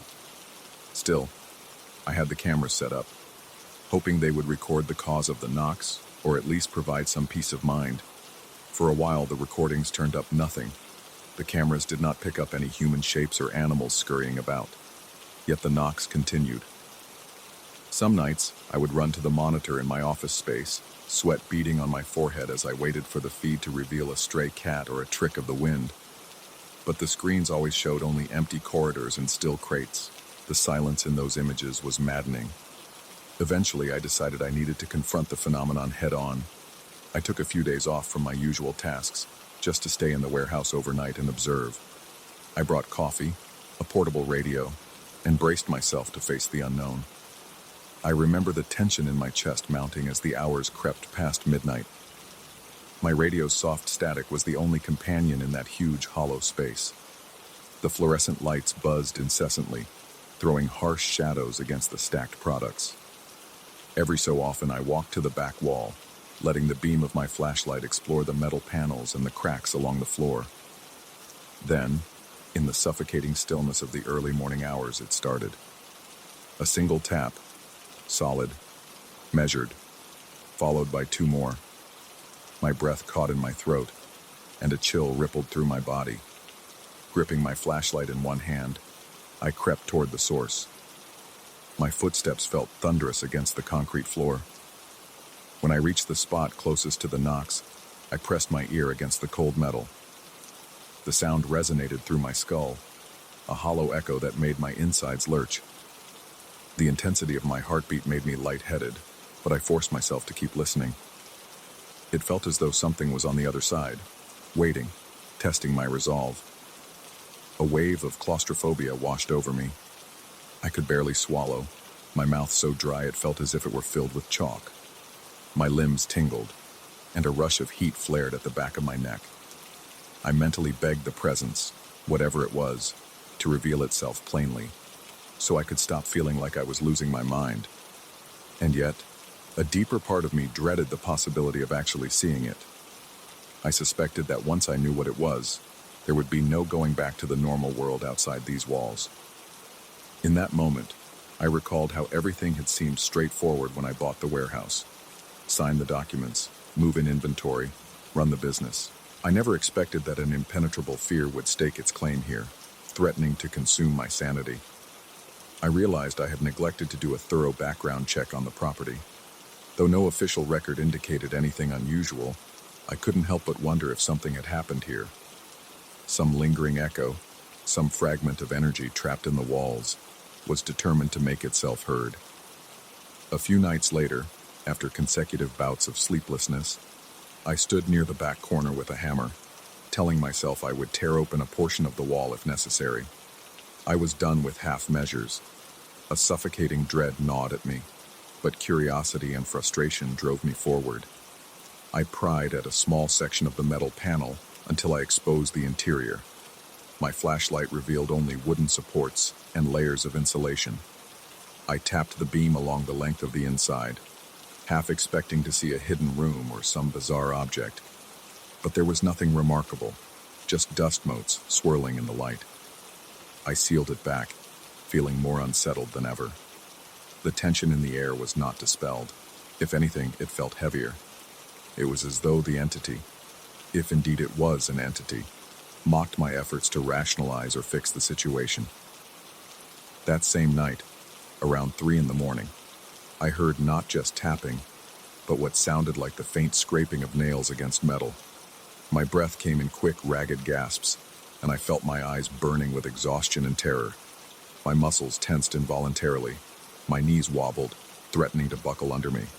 In a surge of panic, I grabbed my belongings and fled, leaving the warehouse lit like a beacon in the night. I spent the following day steeling myself to go back. I decided I wouldn't cower. As evening fell, I returned with an even stronger flashlight and a sense of reckless resolve. I reminded myself that I had to know. Was this phenomenon a trick of my own mind, or something external? If it was inside my head, I needed to face it. If it was truly out there, I had to confront it. Neither possibility felt reassuring. My stomach churned as I walked along the perimeter, scanning each foot of the walls. At about midnight, the knocks resumed, even bolder this time. 5 taps, spaced out with deliberate pauses between each one. The intervals felt taunting, like an invitation. My heart thundered in my chest and sweat dripped down my temple. Every hair on my body was on end. I fought the urge to sprint for the exit. Instead, I forced myself forward, pressing my palms flat against the wall where the sound was strongest. I felt a faint vibration, rhythmic and steady. It was impossible to pretend it was random. Something was reacting to my presence, as surely as if it were alive. Suddenly, my phone buzzed in my pocket, an alert from the security system. I glanced down to see that one of the cameras had detected motion in the back corner. With trembling fingers, I pulled up the live feed. The screen showed a shadow. It wasn't a person, nor was it any recognizable shape. It was more like a trick of light, a swath of darkness that shouldn't have existed in that area. The lens flickered, and the shape seemed to distort, stretching along the wall before disappearing as if it had melted into the metal. My blood ran cold. My breathing turned shallow, and my vision swam for an instant. I realized my limbs were shaking so badly I could barely hold the phone steady. My mind raced with conflicting thoughts, illusions, camera glitches, or something else. But I couldn't deny how intensely real it felt in that moment. My survival instinct flared, urging me to leave. Yet I also felt compelled to stand my ground, to see this through, as though it were a test I had to pass. With the phone still in hand, I took a step back from the wall. The overhead lights flickered, and the warehouse felt like it expanded and contracted in time with my pulse. The next set of knocks echoed, sharper than before. I thought I heard a faint, almost indiscernible whisper accompanying them, but I couldn't be certain. The tension built until I felt dizzy, my lungs aching from shallow breathing. I forced in a deep breath and exhaled slowly, trying to steady my nerves. In that split second, I realized I couldn't stay in this place and maintain my sanity. Whatever dwelled here was beyond my comprehension. It was neither kindly revealing its nature, nor leaving me in peace. My frustration and fear reached a breaking point. I had to make a decision. Keep confronting something that might never show itself fully, or save what remained of my mental health and leave. I gathered my tools, locked the warehouse, and drove home under the pale glow of streetlights. My throat felt raw, and my body trembled as adrenaline still coursed through my veins. Even in the silence of my car, I could almost hear the echo of that knocking reverberating in my skull. Back at my apartment, I stared at the ceiling for hours, replaying every moment in my head. Every time I closed my eyes, I saw that twisting shadow on the camera feed. I felt those impossibly deliberate knocks through my chest, as if something had reached inside me and tapped directly on my heart. By morning, I resolved not to abandon the warehouse entirely. I needed to run my business after all, and letting it sit unused wasn't an option. Instead, I set up new routines, deciding never to stay there alone deep into the night. I occupied myself with tasks during daylight hours, making sure to lock up before dusk. I kept the security system alerts active, but I tried to avoid reviewing them after midnight. Still, from time to time, an odd knock or thump would break the daytime quiet. When that happened, my breath would catch, and I'd feel a trickle of cold sweat on the back of my neck. Yet nothing else materialized in the light of day. It was as if the entity preferred the cloak of darkness, feeding on my fear when I was most vulnerable. And I, in turn, found a twisted peace in maintaining a schedule that denied it that power. It has been several months now, and I've learned to live with the unease. My gut twists with dread whenever I think about stepping inside after sundown. My nights remain restless, haunted by a sound that I'm never fully sure I heard. I question whether all of this might be a manifestation of my own anxiety, maybe a trick of the mind brought on by stress. But that camera footage, the unexplainable shadow, is a stark reminder that something in that space defies any conventional explanation. I don't pretend to understand it. Perhaps it's a residual presence from a past I'll never discover. Maybe it's a fracture in reality that just happens to exist in those metal walls, beckoning with knocks and whispers. All I know is that the fear remains, coiled in my chest like a dormant serpent, ready to awaken at the faintest sound echoing through the dark. I survive by telling myself I've adapted. I run my business as best I can, and I try not to linger after sunset. The warehouse is more than just a storage space now. It's a reminder that some places hold secrets we aren't meant to unravel. And every so often, late at night, I wake in a sweat, convinced I hear 3 knocks. I hold my breath, waiting for more. But the hush of my bedroom remains unbroken, and I'm left with a lingering terror that I can't quite name. The knowledge that I've felt something beyond reason scratches at the edges of my thoughts, relentless and impossible to ignore. And in that intangible darkness, I find no comfort, only the enduring sound of those 3 dull knocks that will never truly let me go.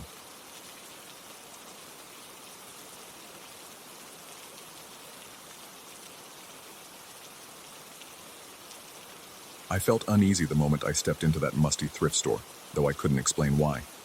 It was as though the shadows in the aisles seemed darker than they should have been, that the rows of old furniture and rusted trinkets were leaning in.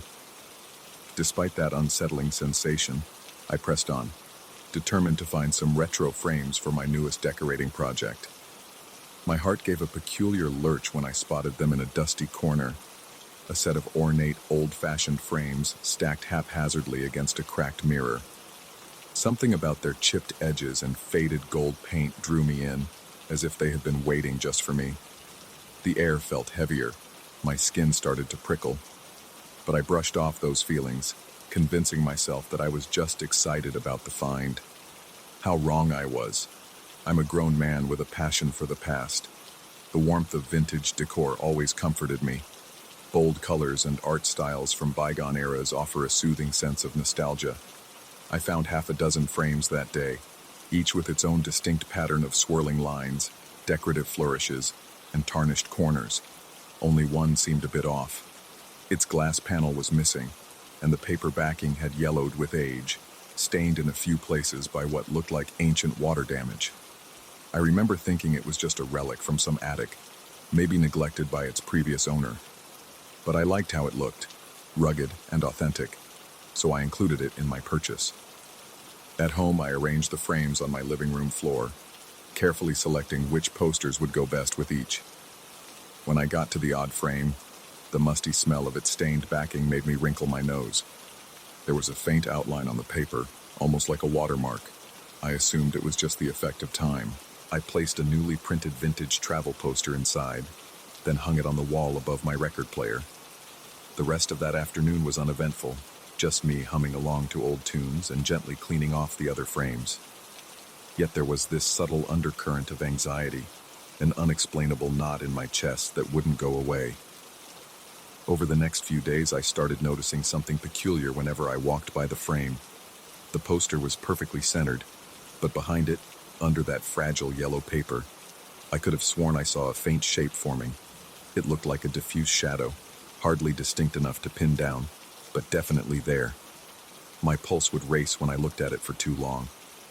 One evening, I decided to slide the poster out to inspect the backing more closely. I discovered those faint lines had become more pronounced, almost resembling the outline of a figure. A chill crawled up my spine, but I told myself it was probably just an old photograph bleeding through. Papers can degrade in strange ways, and old pictures sometimes imprint themselves over time. I put the poster back, eager to dismiss that uncomfortable feeling gnawing at my mind. Strange occurrences began surfacing right around that time. In the middle of the night, I'd hear soft scraping sounds coming from the living room. My first thought was that I'd left a window open, and a breeze was rustling something on a shelf. But upon checking, every window was securely latched. I'd just stand there in the dark, my heart thumping so loudly it seemed to echo in my ears. The living room, bathed in pale moonlight, felt colder than the rest of the house.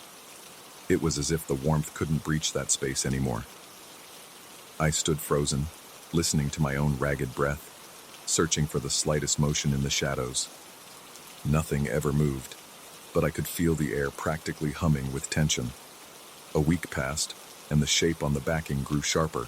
I had begun taking pictures with my phone, mostly out of a strange fascination, half convinced I was imagining it all.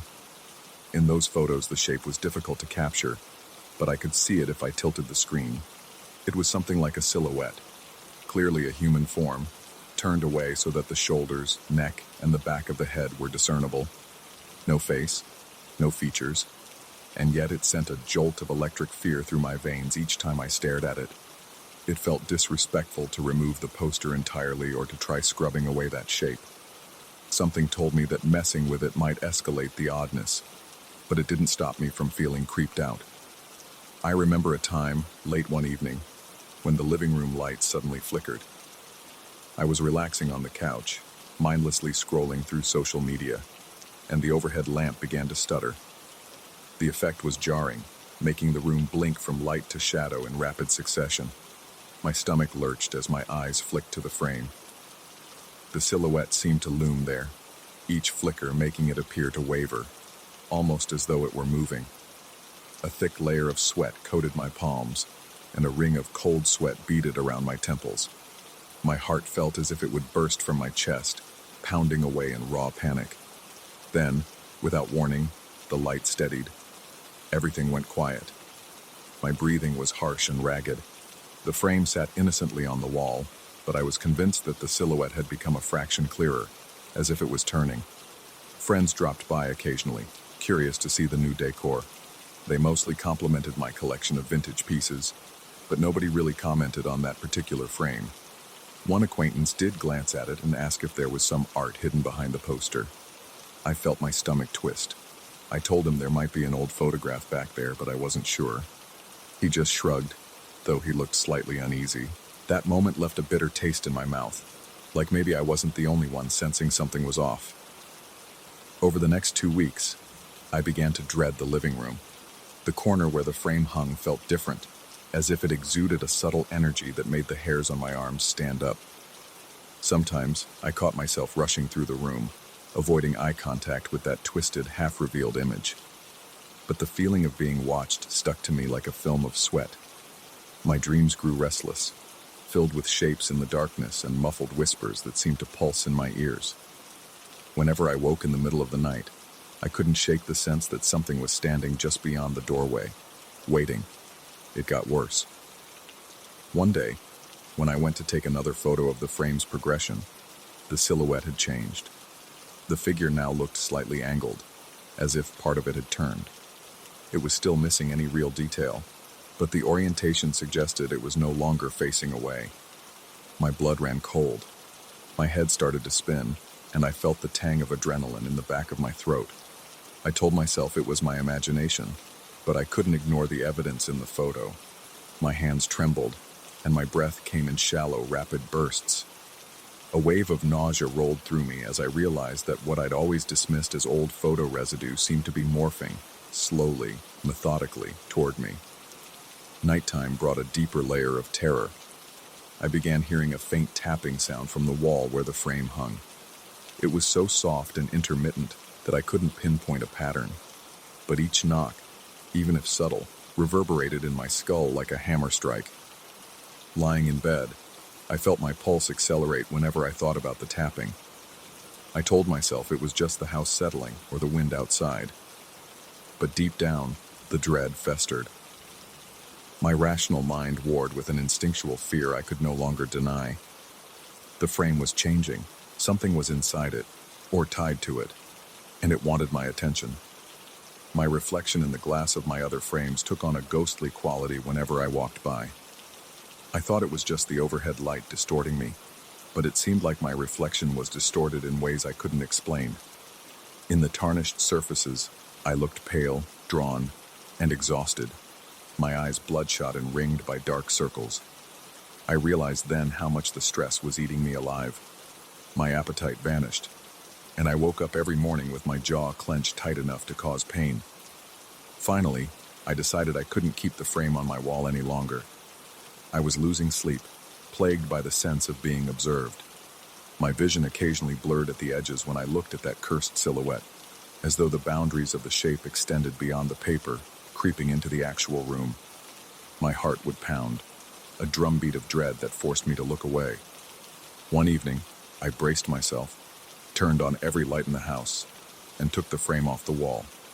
My hands shook violently as I carried it to my basement, determined to banish it into a sealed storage box.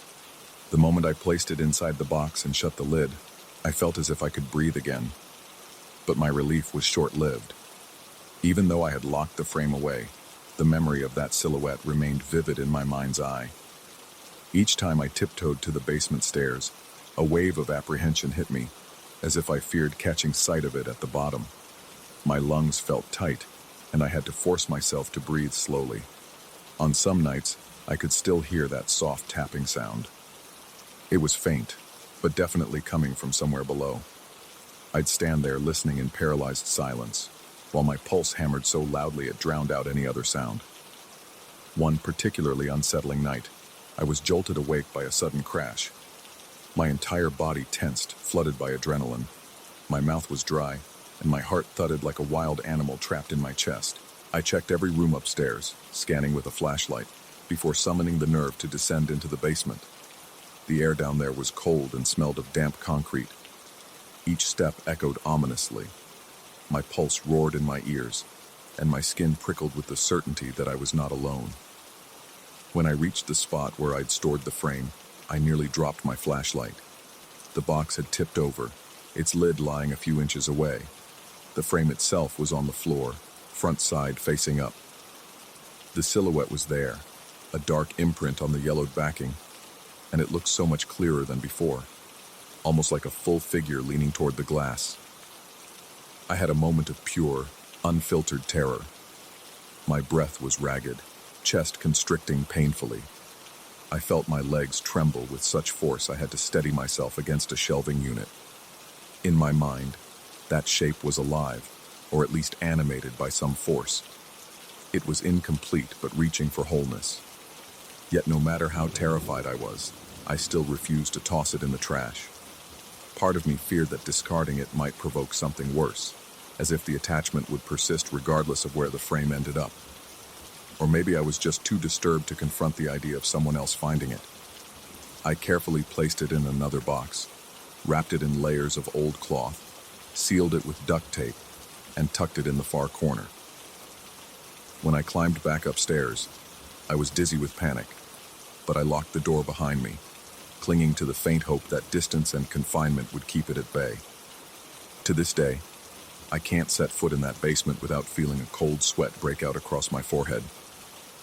My heart still races whenever I picture that dark silhouette. It started as a faded stain, an almost invisible shape, and it grew with a terrifying certainty until it was almost fully formed. Something about it made my insides curl with apprehension. Even now, a few months removed from the incident, I'll catch myself glancing at the hallway leading to the basement door, half expecting it to swing open on its own. I hear tiny creaks in the dead of night. Maybe the house, maybe something else. It leaves me breathless with dread.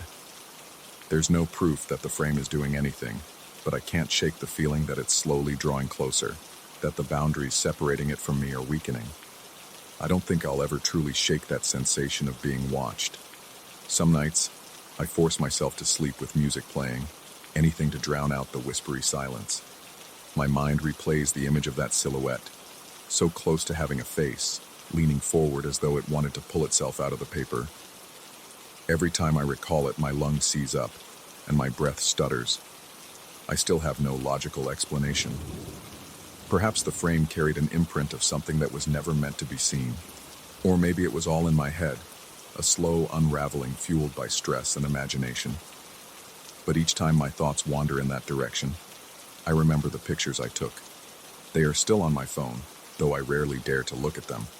In those photos, the silhouette's progression is undeniable, a grotesque sequence of emergence. I don't want to know what would have happened if I'd let it fully materialize. I can only hope that by hiding it away, I've halted whatever process was unfolding. yet the house remains eerily quiet. I sometimes wonder if it's waiting, if that presence bides its time, aware that one day I might venture back downstairs for something trivial, only to find the box torn open again. That thought is enough to send chills racing along my arms, to set my teeth on edge and make my stomach churn with dread. For now, I live with the oppressive atmosphere in my own home, the knowledge that a hidden horror lurks below, sealed but not destroyed. There are times I consider calling some expert in the paranormal, or just dragging the box to a faraway dumpster, but a gnawing voice in my head warns that it could follow me wherever I go. When I'm alone in the living room at night, with only the faint glow of a floor lamp, I can feel its eyes, if it even has them, tracing my every movement through walls and layers of cloth. The memory of its steady progression from a faint discoloration to a nearly formed figure has lodged itself in my thoughts, festering. And so I exist in a restless stalemate, locked in a silent battle of wills with something I neither understand nor trust. Ultimately, the real horror is not that I still sense its presence. It's that I'm never entirely sure if the fear is in my head or in that frame.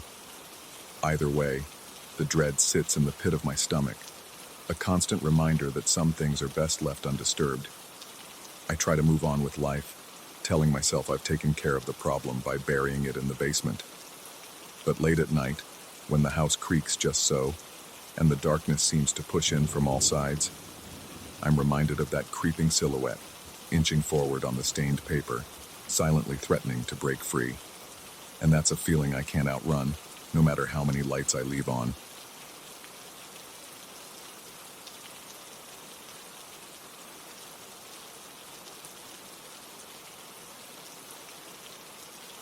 I still remember the first time I heard that phone ring in the middle of the night. The sound sliced through the silence with an unexpected softness, almost like a distant lullaby gone wrong. My body tensed immediately, and a crawling unease settled in my gut. I realized then that something in my home was not right. Something was awake at that hour, beckoning me into a world I'd never asked to enter. From that moment, my home office, once a safe place of late-night productivity, became a stage for a creeping sense of dread that refuses to let me rest.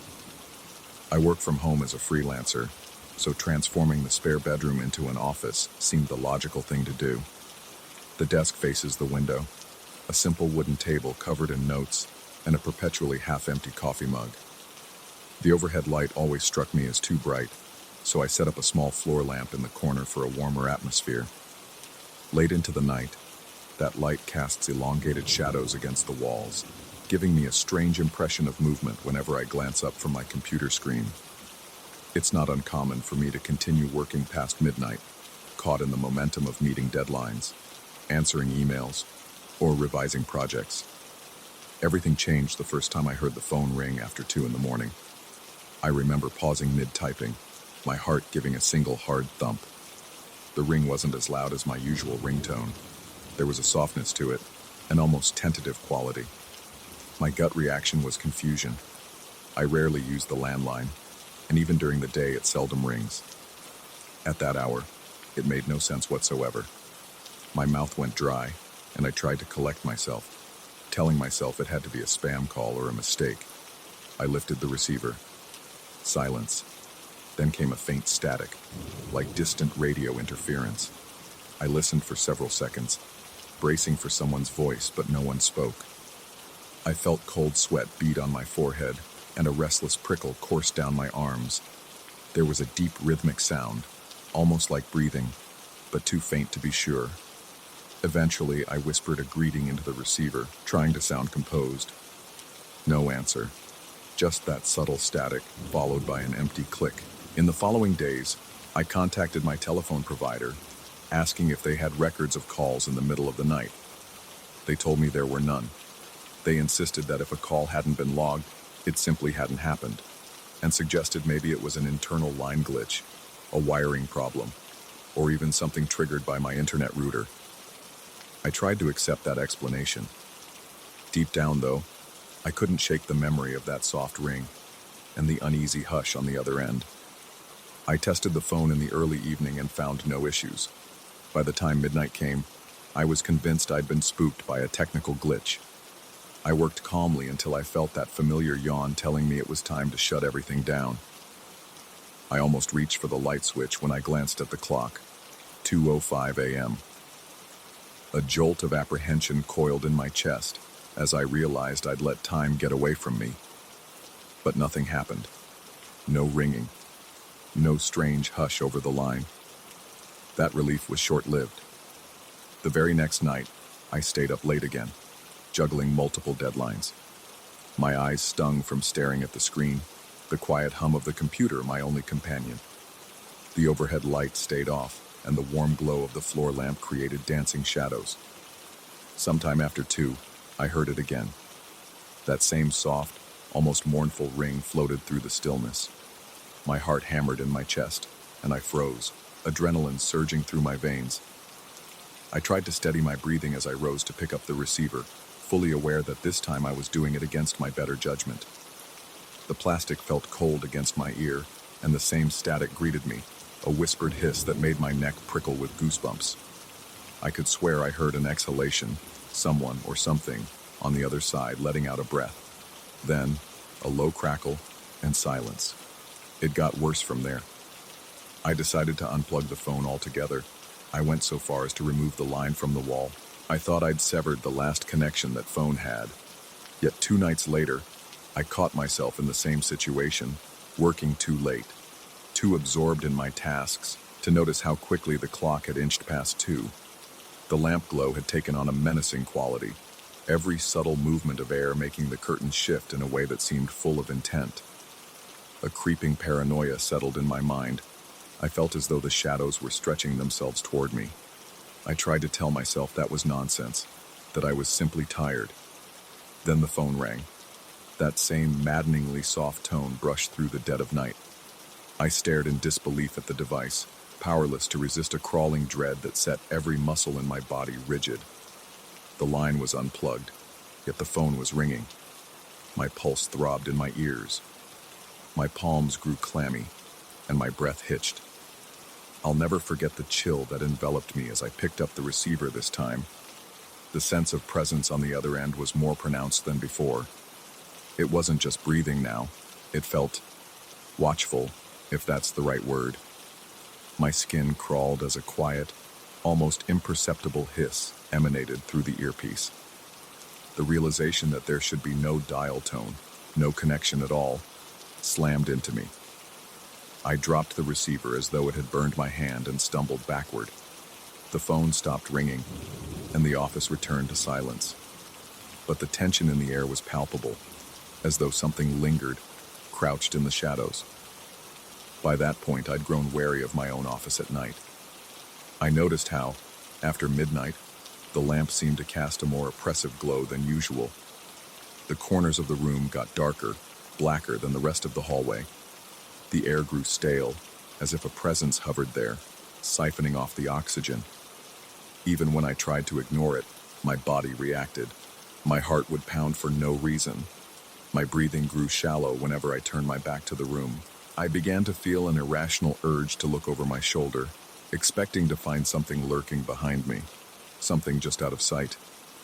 One evening, I avoided the office altogether. I stayed in the living room, laptop on my knees, sipping coffee to stay awake. I was determined not to cross the threshold of that room. Around 1 a.m, I realized I needed a file I'd left on my office desk. A voice in my mind pleaded with me to stay away, but deadlines didn't care about my superstition. I stepped into the hallway, the path ahead illuminated only by the faint glow from the living room lamp. The door to the office was barely ajar. I could see the shadowy outlines of furniture. An oppressive hush weighed down on the corridor, as though the entire house was holding its breath. I forced myself inside, ignoring the tremor in my legs. My tongue felt thick, and a faint buzzing in my ears started up. I switched on the overhead light.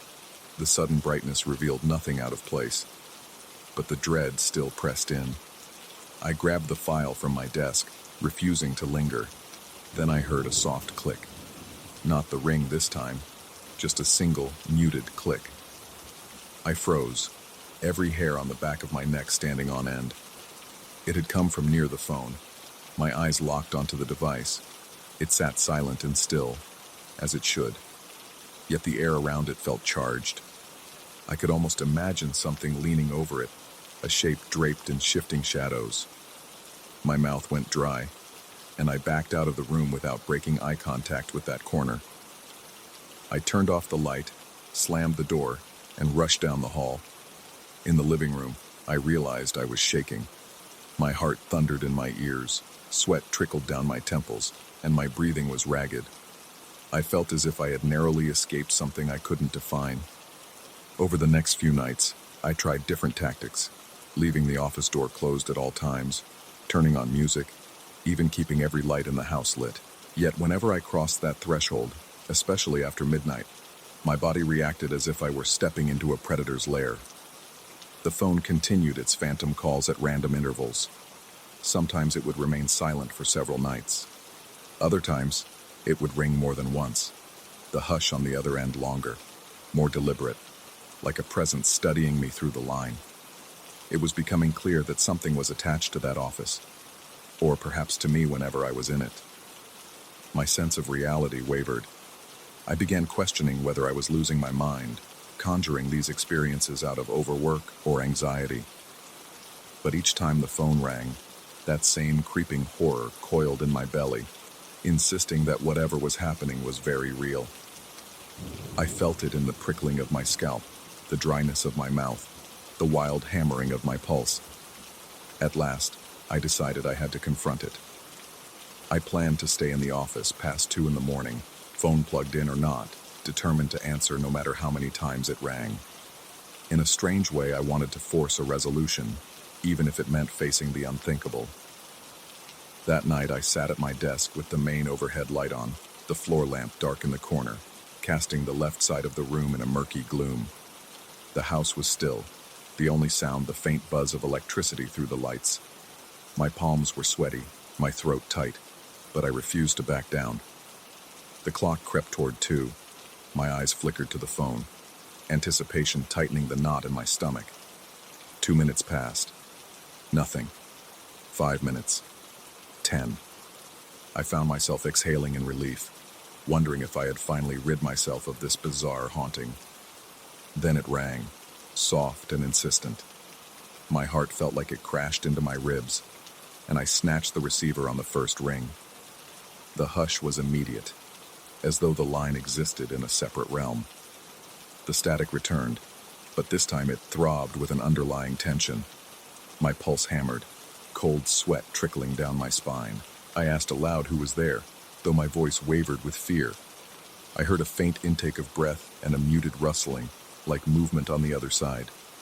Something in my mind snapped, and I slammed the receiver down, yanking the cord from the wall. I felt a surge of panic and anger, an urge to rip the phone from its cradle and throw it across the room. Instead, I forced myself to remain there, fists clenched so tightly my knuckles ached. I wanted to speak, to demand this presence reveal itself, but I knew deep inside no real answers would come. There was no logic behind this phenomenon, no simple explanation. It was simply there, shadowy and insidious. Afterward, I packed up my work, shut off the office light, and stepped out into the hallway. Before I closed the door behind me, I glimpsed the phone sitting in the dimness. In that moment, the phone looked more like an idol on a shrine than an outdated piece of technology. The air in the office felt unbearably heavy, as if the walls were pressing inward. My muscles quivered with tension, and my breath came in shallow, rapid bursts. Yet I walked away, leaving the darkness to swallow that cursed space. Now I avoid working there at night.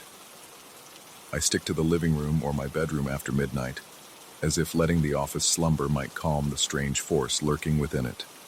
Sometimes, though, I hear the echo of that soft ring in my dreams, resonating through distant corridors of sleep. I wake up trembling, heart racing, convinced I can feel a presence standing outside my bedroom door. I don't know if I'll ever uncover the origin of that uncanny phone call or the presence behind it. A part of me doubts there's any logic to it at all. Perhaps some boundary between our world and something else has thinned, allowing that call to filter through. Or maybe my own anxieties conjured an impossible manifestation. Either way, my sense of safety is forever shaken. I know now that some walls can hide a darkness we can never truly understand. And every time I catch a glimpse of the clock inching toward 2 in the morning, I feel that old dread slink back into my chest, reminding me that no matter how many times I ignore it, the phone can still ring in the dead of night, soft, persistent, and waiting for me to listen.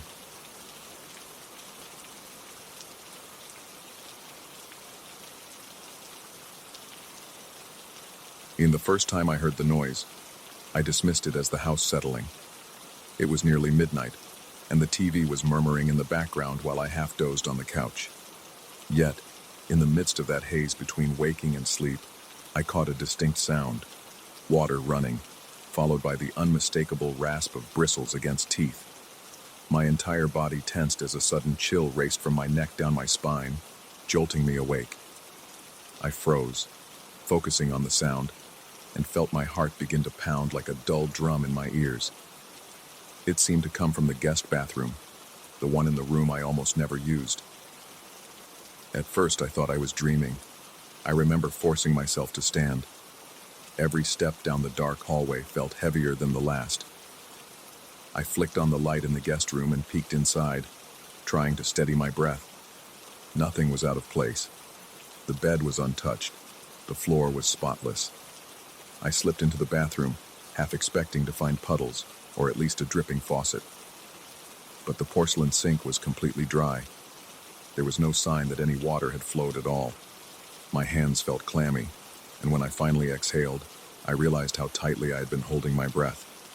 I told myself it had to be a trick of my imagination, maybe a leftover snippet of a dream. Despite telling myself I was just tired, something lingered in the back of my mind. It was an odd prickling that made the hairs on my arms stand on end. I retreated to my living room, turned off the TV, and decided to go to bed. I tried to push the incident from my thoughts as I lay in the darkness. But the more I tried to relax, the louder my pulse became. It was as if my body knew something I was unwilling to admit. Sleep that night was shallow and filled with strange, half-remembered nightmares. They all dissolved by morning, leaving behind only unease and a dull ache in my temples.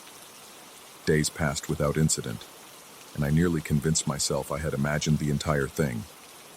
But one night later that week, when the clock hovered around midnight again, there it was, running water, the sharp scrape of bristles, soft but unmistakable.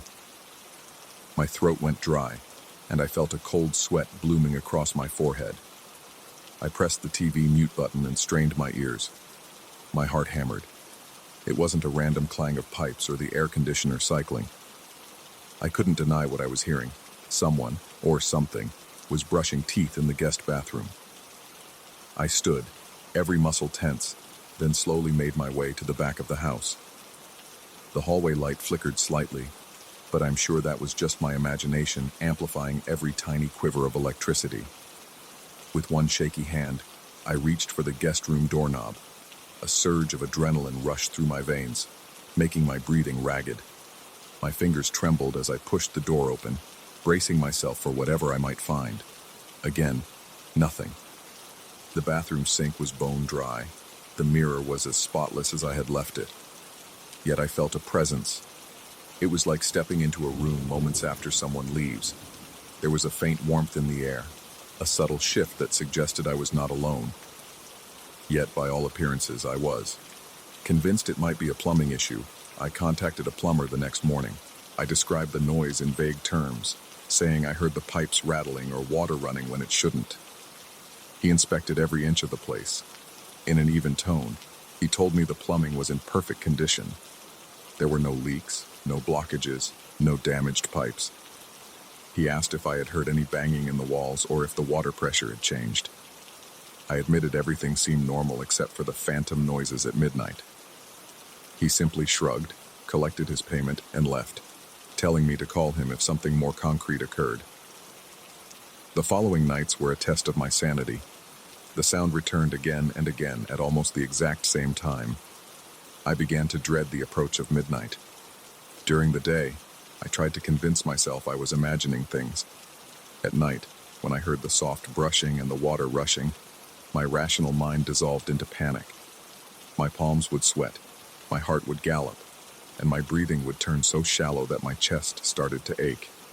I felt a pervasive sense of dread, as though my own house was turning against me. The guest room door, always closed, became a symbol of something I couldn't control or understand.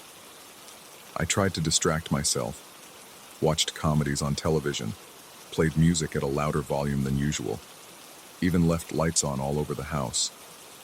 But every time, just when I managed to relax, I'd hear that quiet trickling of water, that faint brushing that made my teeth itch.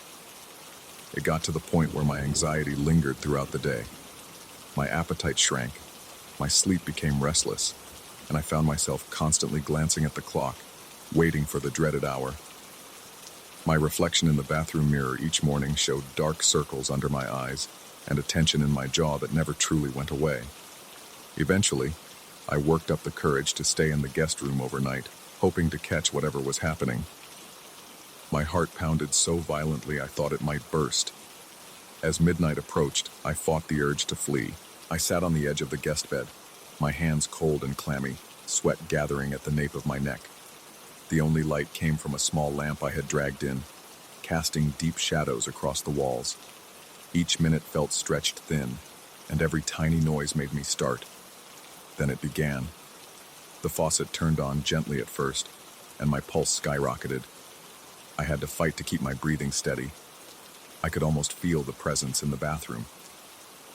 Slowly, I rose. The floor creaked as I stepped toward the half-open door. The reflection in the mirror was not my own. It was a faint outline, the vague shape of a person leaning over the sink, brushing their teeth. My whole body went rigid. I couldn't see details, only a silhouette that moved in a disturbingly human way. My stomach churned, and my vision blurred at the edges.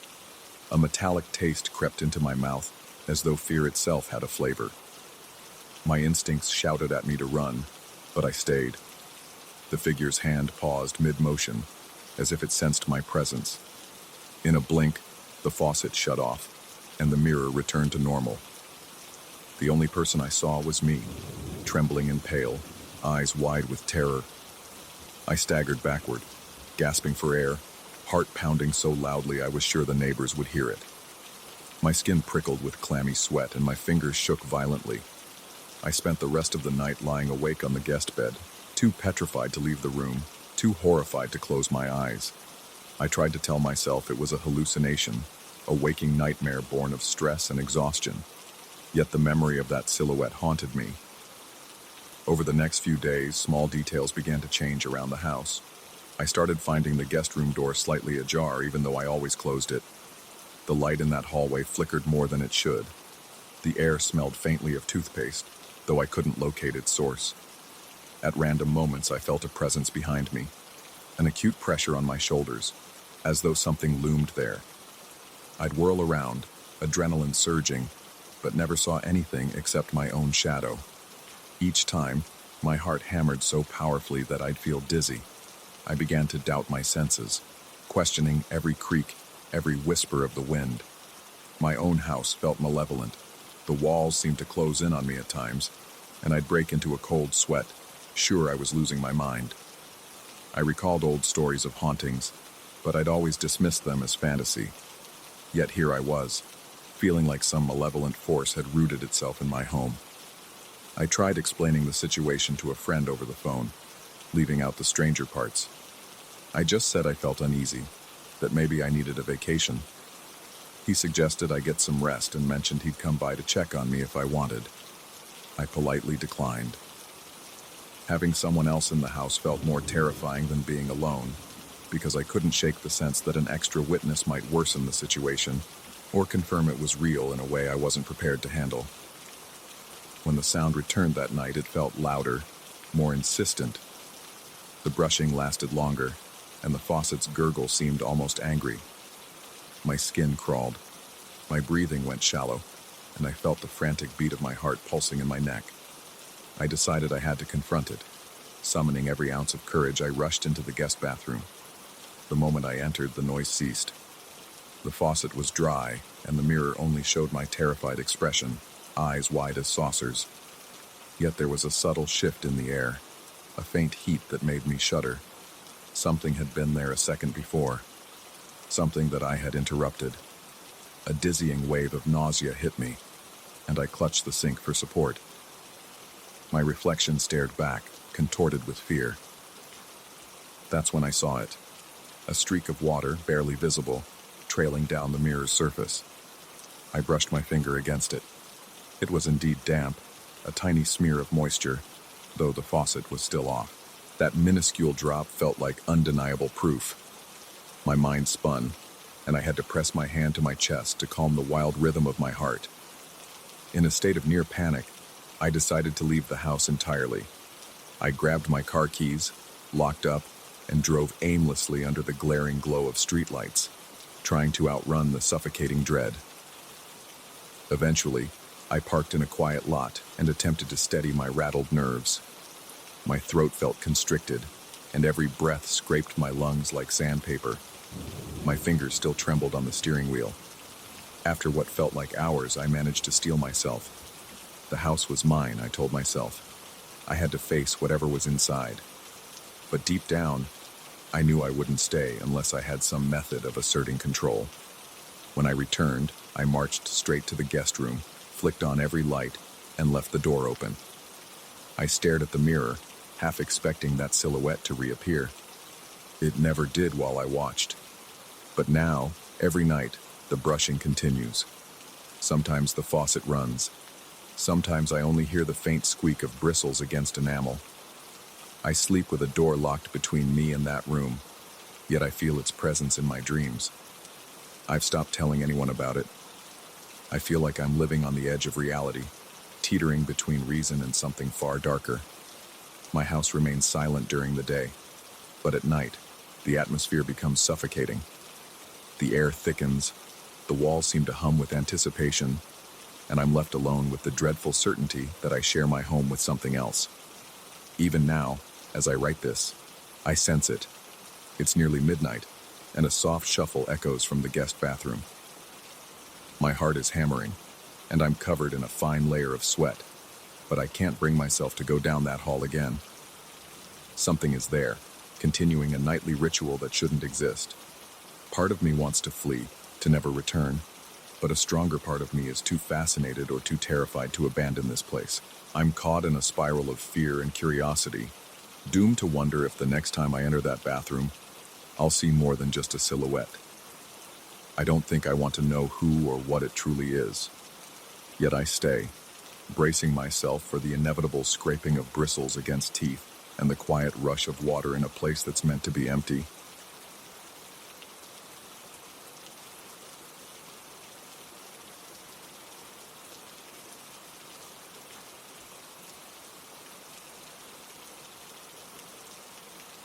I first stepped into the attic of the old music school on a cold, drizzly evening, and immediately felt as though I had walked into a place outside of time. The air smelled of mildew and dried varnish, layers of dust thick on every exposed surface. A single overhead bulb flickered with a dull hum, casting swaying shadows against the slanted walls. I felt my pulse quicken the moment the door clicked shut behind me. Although I tried to tell myself that the chill running through my spine was just the draft creeping in from the rafters, it already felt like I was trespassing somewhere I shouldn't be. Like the building itself was warning me that I had entered a realm meant for ghosts and memories, not for the living. I had been looking for a place to rehearse my guitar at night, and one of the administrators suggested this attic as an ideal spot. He explained in a subdued tone that it was rarely used anymore because of its cluttered state.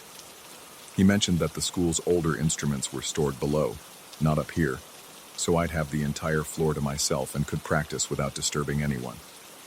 It sounded appealing in theory, a quiet, secluded space that had once been a lively part of the school's heritage.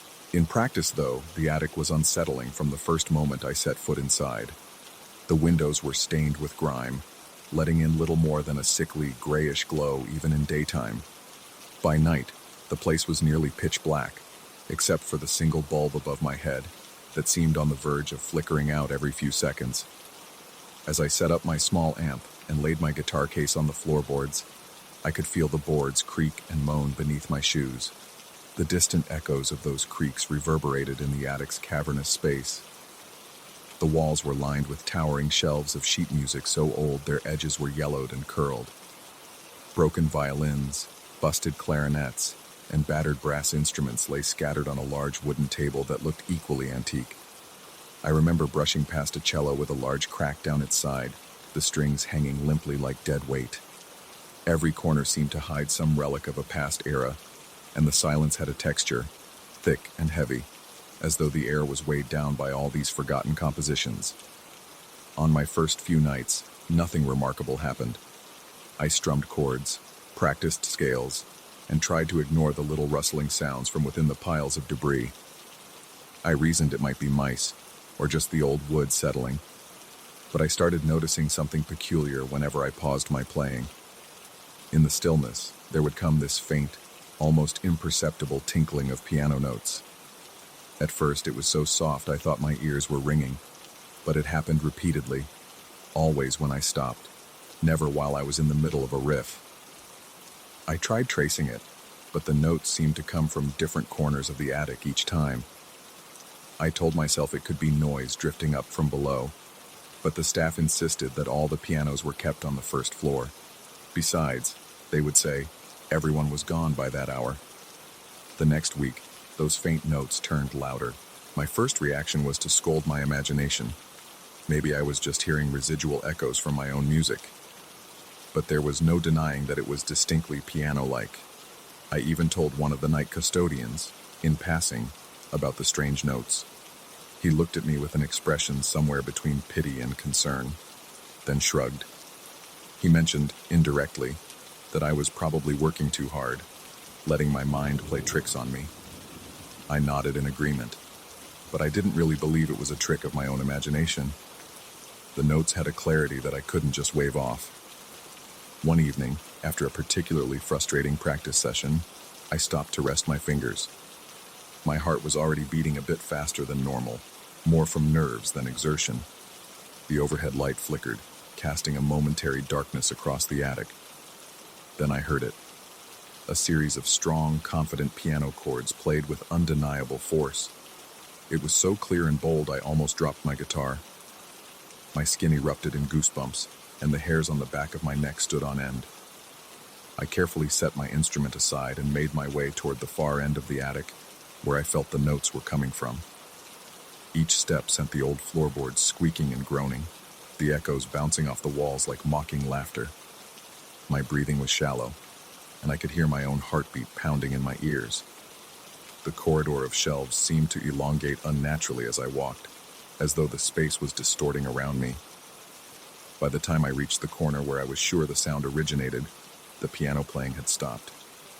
All I found was a ragged, dusty cover for what might have once been an upright piano. But there was no piano beneath it, just empty space and a scattering of cobwebs that brushed against my arm, making me recoil with a shudder. An irrational panic spiked inside me. I spun around, half expecting to see someone lurking behind the shelves. But there was nothing. Just the silence bearing down on me like a physical presence, thicker than any darkness I had felt before. My lungs felt tight, and I struggled to control my breathing. Eventually, I forced my trembling legs to carry me back to my corner of the attic. I turned up the volume on my amp, determined to drown out any stray sounds with my guitar. Deep down, I knew I was just trying to chase away whatever presence I was beginning to suspect shared the space with me. Over the next few nights, my tension grew into a kind of paranoia. Every flicker of light, every accidental movement in the corner of my vision made my stomach twist. Even the scratch of my pick against the guitar strings started to sound ominous in my own ears. Yet I tried to cling to rational explanations. I considered that maybe the old school's ventilation system created odd echoes, or that some distant practice room below was still in use, even though I was told otherwise. But these rationalizations started to crumble when I realized that the piano chords came almost in direct conversation with my guitar playing. Whenever I paused for more than a few seconds, a melody would rise, like a mocking echo from an unseen pianist who lurked behind the walls. I began to dread the nights. I would catch myself hesitating at the attic door, heartbeat already racing before I even ascended the stairs. My palms would sweat so much that holding the guitar became difficult. My mouth felt perpetually dry, and my skin would prickle with a cold sweat at random intervals. Sometimes, as I reached the top of the stairs, I had the unsettling sensation that there was someone waiting for me just around the corner, staring, though I saw no one. The staff, when I indirectly mentioned my discomfort, politely reassured me that the attic was safe and that no piano was stored there. Their polite smiles only made me feel more isolated, as if I were the only one experiencing this creeping dread. One night, I decided that I had to confront whatever this was. Maybe I was cracking under stress, or maybe there was actually some intangible presence haunting the attic. Either way, I needed to face it to break the cycle of fear. As soon as I arrived, I set my guitar down and walked the length of the attic in silence. My heart hammered in my chest, my legs felt weak, and I could hardly draw a full breath. The overhead bulb flickered incessantly, as though it too was on edge. I moved every chair, every stack of sheet music, and every empty instrument case I could find, searching for something, anything, that might be producing the piano sounds. Yet nothing turned up. The only thing that caught my eye was an old photograph pinned to a rotting corkboard. It showed a group of adults standing in front of a piano that had the same distinct cover I had seen folded in the corner. Even in that photograph, the people's expressions looked grave, as though the camera had captured a moment of hushed tension. When I finished my fruitless search, I decided to play my guitar one last time for the night. My nerves were frayed, and every chord sounded out of tune to my paranoid ears. Then it started again, the familiar melodic piano phrase echoing from some hidden corner of the attic. This time it was more than just a set of random notes. It was a full, coherent passage, something with structure and feeling. My throat went tight, and a cold sweat broke out on my forehead. I turned off my amp, letting the hush settle over me. In that silence, the phantom piano continued, a slow, deliberate tune that escalated into an almost triumphant cascade of notes. My teeth began chattering, not from cold, but from sheer terror. I couldn't stand it any longer. Gripping my guitar in its case like a shield, I rushed toward the attic door. My foot slipped on a scattered pile of sheet music, sending me tumbling into a dusty old drum kit. The crash echoed painfully in my ears, and for a moment I was engulfed in a whirlwind of dust and metallic clanging. My heart was pounding so violently I thought it might burst. The piano playing ceased instantly, as though disturbed by my clamoring. Finally, I scrambled to my feet, flung the attic door open, and practically bolted down the narrow stairs. In the corridor below, I collapsed against the wall, trying to steady my breathing. My arms were shaking uncontrollably, and my vision blurred with tears of both frustration and fear. My mind raced with questions. Was I going insane? Was this building harboring something beyond explanation? Despite how terrifying it was, part of me felt an irresistible pull to find the truth, but another part of me simply wanted to abandon the attic and never return. After regaining a shred of composure, I mustered the courage to speak indirectly to one of the senior staff members. I described a persistent noise that sounded like piano music, and I pressed him to confirm whether any old pianos might still be lurking in the attic. He insisted with quiet certainty that there were none. His grave expression told me he believed I had truly heard something but had no explanation for it. Something in the way he gripped his own hands too tightly made me suspect he wasn't sharing everything he knew. Nonetheless, he gave no indication of any known tragedy or horrific event. He only repeated that the attic had been cleared of instruments long ago. I made the decision that very night to end my sessions in the attic. At around midnight, I carefully gathered my guitar and walked up the stairs one last time to retrieve the rest of my belongings. The air felt 10 times heavier, as if the attic had awakened and was watching me. I kept my eyes locked straight ahead, unwilling to peek into the corners. The single bulb swung gently, casting those same menacing shadows that seemed to taunt me. The moment I got what I needed, I felt a pressure on the back of my neck, like a cold hand pressing down. I froze, heart racing, sweat stinging my eyes. But I forced myself to move, step by trembling step, until I left that room behind. Leaving the school that night, I felt no relief, only a pervasive sense of dread that clung to me. Even when I got home, My ears rang with the echo of those unseen piano chords. My mind replayed that final moment of silence in which I felt the presence behind me. Part of me feared that the attic's influence might follow me, that the eerie music might echo again in my dreams or seep into my thoughts when least expected. In the days since, the memory of that attic lingers like a persistent chill. No matter how many other places I practice, I can't shake the feeling that I left a question unanswered. Sometimes I still think I hear a piano's faint melody in the dead of night. It reminds me of that oppressive silence and the flickering overhead light. I haven't set foot in the attic again, but it feels as though my escape was only partial, like I merely stepped back from an open doorway without truly closing it. And maybe that's the most disturbing realization of all. There are some places, and some presences, that resist any attempt at explanation or resolution. They remain behind, waiting, quietly haunting the corners of our minds and the shadows of old buildings, ready to remind us that sometimes the most terrifying thing is never seeing what lurks just out of sight.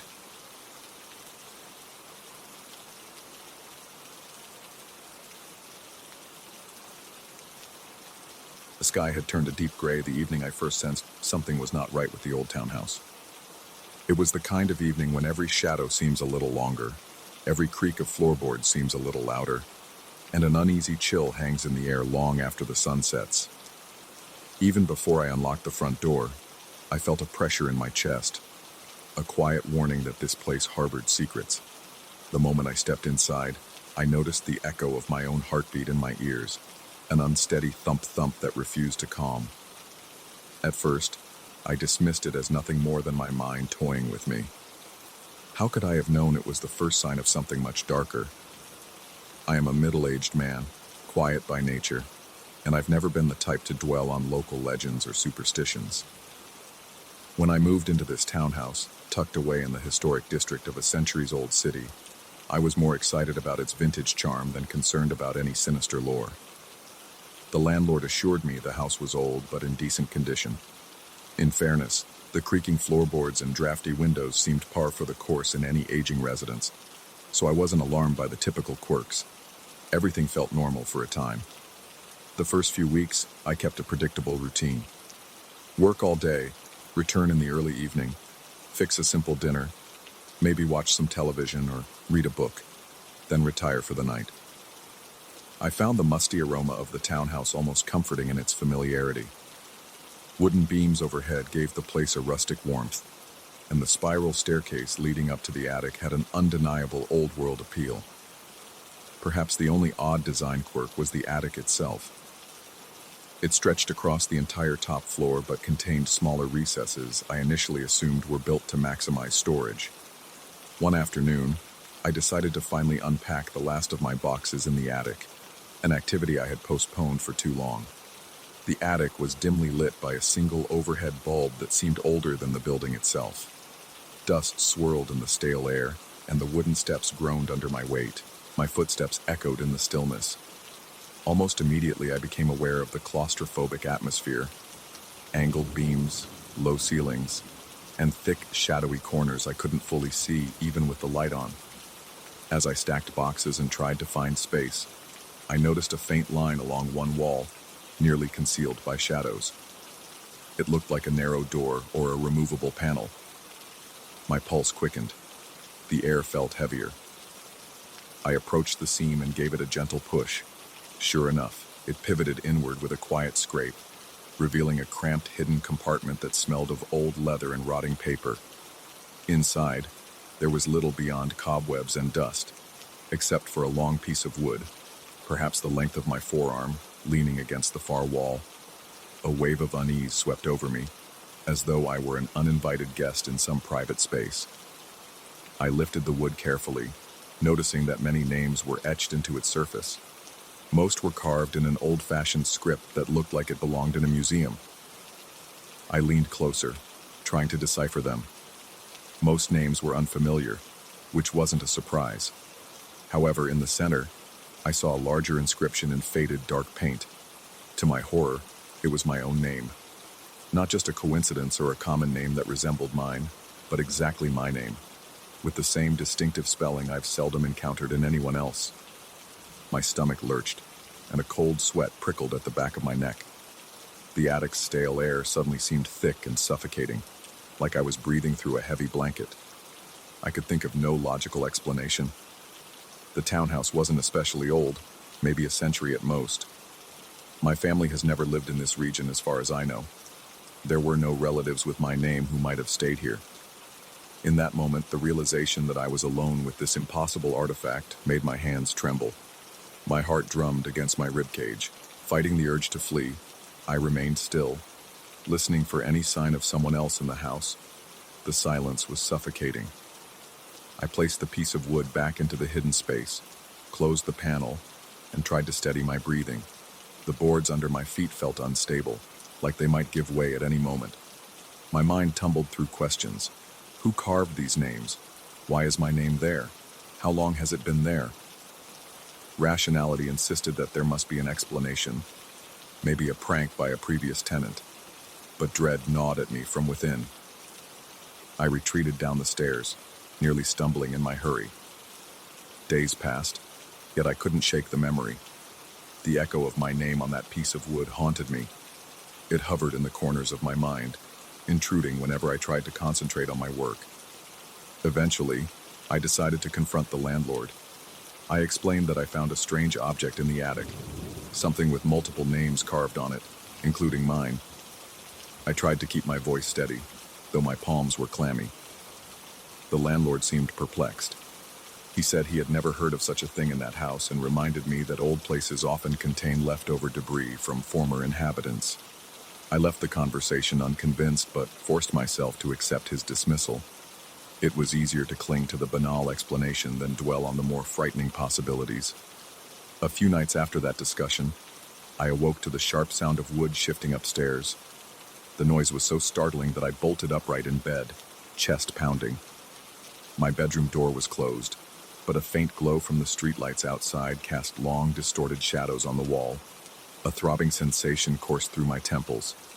I tried to tell myself it was just the house settling, but something about the rhythm of the creaking steps sounded deliberate, like cautious footsteps.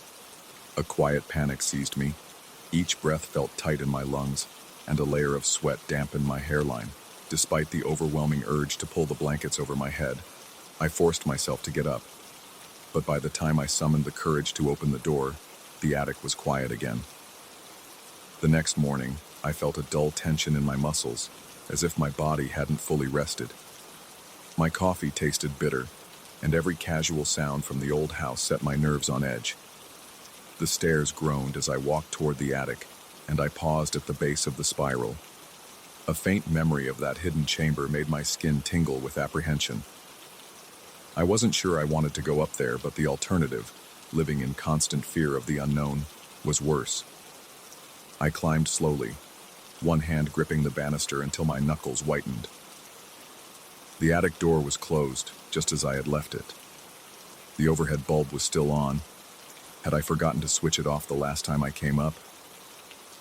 The light flickered once, then stabilized, but the effect made my pulse flutter. My breath came in shallow puffs. Every board squeaked beneath me, each sound amplifying the quiet. At the far end of the attic, I saw the narrow door that concealed that sinister piece of wood. Anxiety squeezed my lungs like a vice.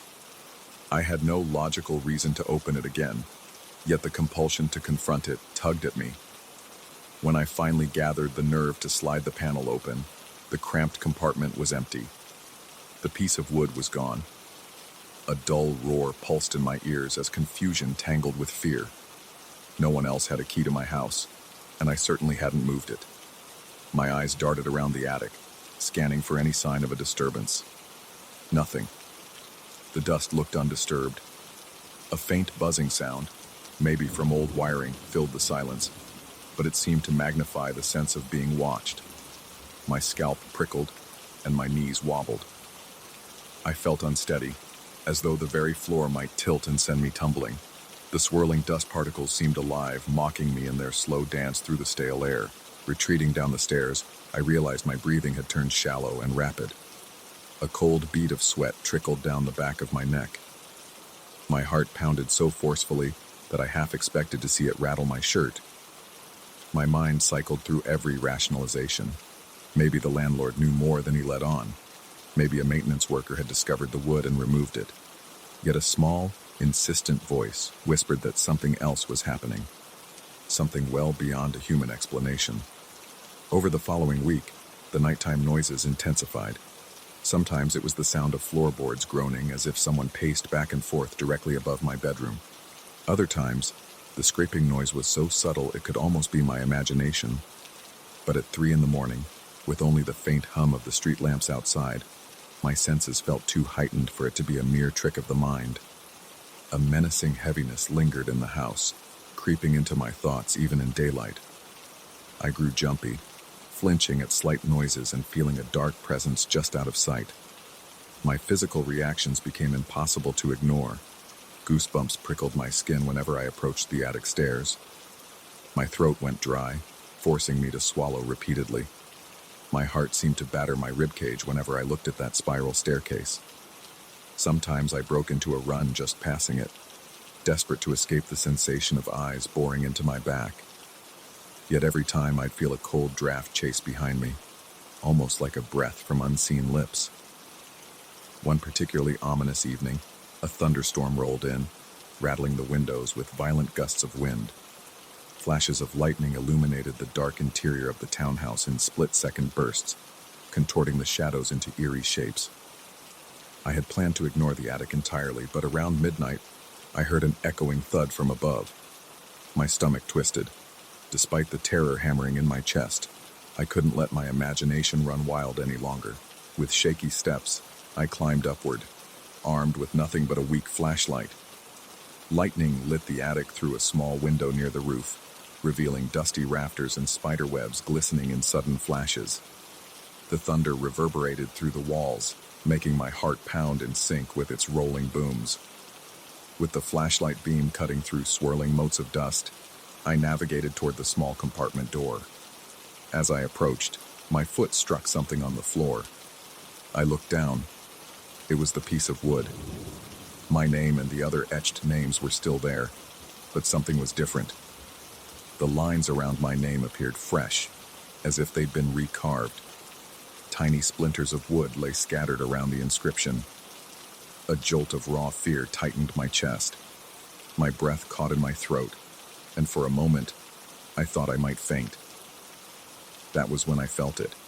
A presence behind me, cold and heavy. My skin crawled with the certainty that I was no longer alone. I pivoted, shining the flashlight wildly, half expecting to see someone standing there. Nothing but swirling dust. The space was absolutely silent, yet I could practically hear my heart threatening to burst through my ribcage. The air felt electric, charging with an intensity I could neither see nor explain. In the brief flickers of lightning, the attic corners seemed to warp and twist. My head felt light, my vision blurred. I stumbled backward, half collapsing against a stack of old boxes. My pulse hammered in my ears, and my lungs struggled to draw breath as if something pressed against my chest.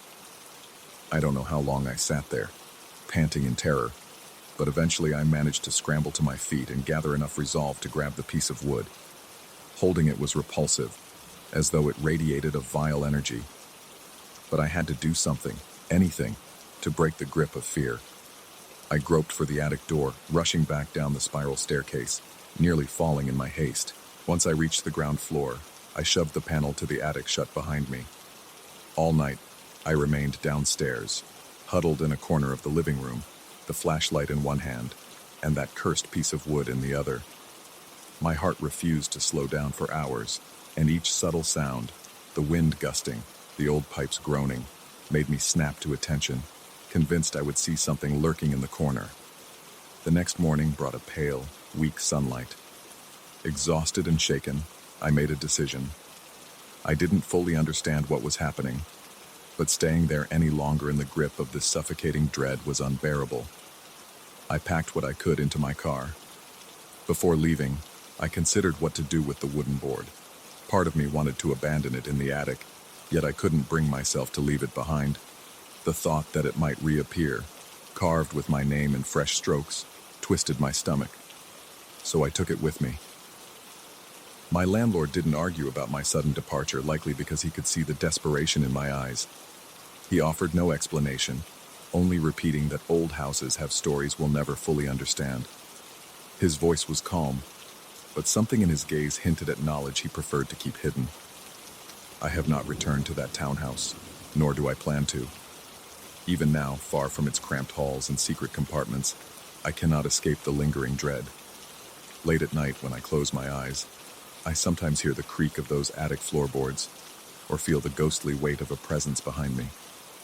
My chest tightens, my breath catches, and I'm confronted again by the memory of my name gouged into that ancient plank. At times, I find myself questioning my own sanity. Did I imagine the entire ordeal? Was I simply overwhelmed by the house's age and the stress of a new environment? And then, invariably, I remember the final moment before I left. As I stood in the foyer, glancing one last time at the staircase, a subtle movement caught my eye. The attic door seemed to shift, as if something on the other side was gently pushing it open. I froze, caught between terror and a morbid fascination. For a split second, I swear I heard a soft scraping, like nails on wood. My name remained etched in my mind, accompanied by a chorus of other unknown names whispering in the silence. Even now, recalling that moment brings a wave of chills so powerful I can hardly breathe. I keep that piece of wood locked away, unsure whether destroying it would release me from its hold or unleash something worse. I feel its pull some nights, as though it wants me to return to that hidden place in the attic. The tension in my chest flares whenever I think of it, my breath turning shallow, heart palpitating. Despite my attempts to rationalize, to move on, there's a persistent dread that my name, carved by unseen hands, links me forever to whatever lurks in that cursed townhouse. I will never know exactly what manifested there. Was it a spirit trapped in the walls? A distortion of reality that latched onto my fears? Or simply a cruel trick played by my own mind? The questions remain unanswered, and the uncertainty gnaws at my peace.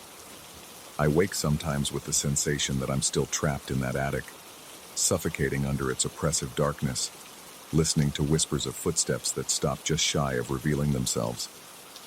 Perhaps it is better not to know the truth, to let the shadows hold their secrets. Yet I can't help but look over my shoulder in quiet moments, half expecting to glimpse a shape lurking at the edges of my vision. My name remains on that plank, carved in a past I cannot access, tethering me to a haunting that refuses to fade. And if there is one thing I've learned, it is this: some doors, once opened, can never truly be shut again, no matter how many locks we turn or how far we run. A silent dread now follows me, reminding me that the darkest horrors are not always found in the realm of death, but can exist in the quiet spaces just beyond our understanding, etched into wood and mind alike.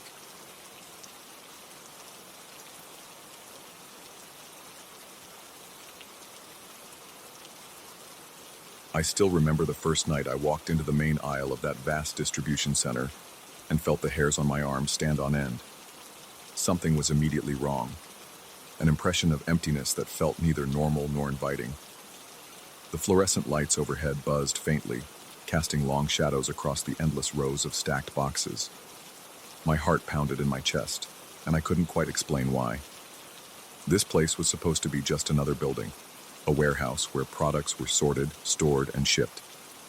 Yet from the moment I started working the midnight shift, I sensed there was something else here, lurking in the stale air and the echoing corridors. My name is Joseph, and I consider myself a rational man. I never believed in ghost stories or superstitions. I always told myself that facts and tangible evidence guide me. But every time I walked down one of those deserted aisles, I felt a sharp chill that didn't come from the temperature control system. I tried to chalk it up to exhaustion, or maybe an overactive imagination. After all, who wouldn't feel a little unsettled in such a massive, mostly empty place during the early morning hours? But it was more than that. I could sense something watching me, something that stayed just out of sight. I started noticing odd things happening within the first week. While double-checking shipments, I would hear what sounded like distant footsteps. They were faint, but distinct, like someone pacing around corners or walking parallel to me on the other side of the shelves. I would pause, hold my breath, and listen. My pulse would pound in my ears, and my palms would get clammy. Then the footsteps would stop. The first time it happened, I shrugged it off. I blamed my tired mind. But the sounds persisted on subsequent nights, and I realized I wasn't the only one hearing them. Some of my coworkers mentioned under their breath that they, too, occasionally heard pacing where no one should be. The corridors themselves felt endless. The towering shelves stretched so high that I almost lost sight of the ceiling when I looked straight up. The forklift vehicles would beep in the distance, creating an eerie echo in the steel framework of the rafters. The overhead lighting was unreliable. Every so often, one of the fluorescent tubes would flicker, forcing my eyes to adjust repeatedly to the changing brightness. Sometimes, late at night when I did inventory checks, entire sections of the warehouse would go dark for a moment or two. A few seconds of darkness might not sound like much, but in a place like that, it feels like an eternity. My breathing would quicken, and I'd feel my muscles tense up as if expecting something to leap out at me. Then, with a pop, the lights would sputter back on, revealing only boxes and pallets. Yet I could never shake the sensation that I wasn't alone in those fleeting intervals of blackness. During one particularly quiet shift, I felt a sudden tug at the back of my shirt. It was unmistakable, a distinct pull as if someone had grabbed a handful of fabric. My heart slammed against my ribs, and my hand flew to my chest. I spun around so fast that I nearly stumbled against the heavy crates. No one was there. All I saw were the silent rows of merchandise, perfectly still and lifeless in their piles. My pulse drummed in my ears. I stood there, mouth dry, scanning the space for any sign of movement. I thought maybe a loose plastic wrap or a stray piece of machinery had snagged my clothing, but I saw nothing that could have caused that feeling. My coworker later told me that the echoes in the building play tricks on you, making you think there's someone behind you when there isn't. But that didn't explain the physical sensation of cloth being pulled. I tried to put it out of my mind, convincing myself that it was some random fluke. However, my discomfort grew with each passing night. One of the floor supervisors mentioned that our own paranoia can get the better of us on night shifts, causing us to hear and feel things that don't exist. He spoke in a reassuring way, explaining that industrial buildings produce odd sounds, metal beams contracting, ventilation ducts rattling, loose pieces of the ceiling shifting. He insisted that all these noises can merge into a chorus of spooky background music when the place is almost empty. Despite his rational explanation, I remained uneasy. Soon, odd whispering joined the phantom footsteps. At first, I assumed it was the sound of forklifts whirring in a far corner, or maybe the mechanical hum of the conveyor belts. But this was different. Late into the shift, when I was alone in a remote aisle, I could have sworn I heard hushed voices. They were unintelligible, more like soft murmurs than actual words, but they definitely sounded like people trying not to be heard. Each time I would freeze, my skin crawling, until I mustered the courage to investigate. Predictably, I'd find no one there. The emptiness that greeted me only made it more disturbing. A wave of goosebumps would ripple across my arms, and I'd feel my breath catch in my throat. The tension started to build inside me whenever I stepped foot in that building. Every evening, as I parked my car outside the tall metal gates, I felt a gnawing sense of dread. I'd steel myself with a long exhale, reminding myself that it was just a job, just a big empty building full of inanimate objects. Yet I couldn't shake the feeling that something was wrong in there, something not entirely of this world. My coworkers exchanged concerned looks whenever we shared experiences of flickering lights and strange noises. Some confessed that they sometimes saw flickers of movement at the ends of the corridors, like a silhouette vanishing behind a pallet. One said, through hushed words, that she felt an inexplicable breeze brush past her when no doors were open. All of this was said half-jokingly, with forced smiles, as if we all wanted to dismiss the mounting evidence of something off. The paranoia crept up on me slowly, weaving its way into my thoughts. Whenever a corner loomed ahead of me, I found myself tensing, mentally preparing for something to jump out. My heart thudded harder whenever a stack of boxes shifted unexpectedly. If a coworker walked too quietly and appeared behind me, I would nearly yelp in surprise, my nerves completely frayed. It was maddening, constantly feeling like my senses were on high alert. I began sleeping poorly, tossing and turning, dreaming of labyrinthine aisles and unseen watchers who whispered my name. My body felt heavy, and I dreaded returning night after night to that place. The building's architecture only amplified my anxiety. It was built to maximize storage space, so corridors intersected in a maze-like pattern. The overhead beams were crisscrossed, creating a bizarre canopy of metal. Every small sound echoed across the structure, sometimes magnified, sometimes distorted. I started to think the place had a presence of its own, an entity formed by the vast emptiness and the waves of sound reverberating through it. Rationally, I knew that was a bizarre conclusion, but at 3 a.m, surrounded by flickering lights and whispering vents, it felt entirely plausible.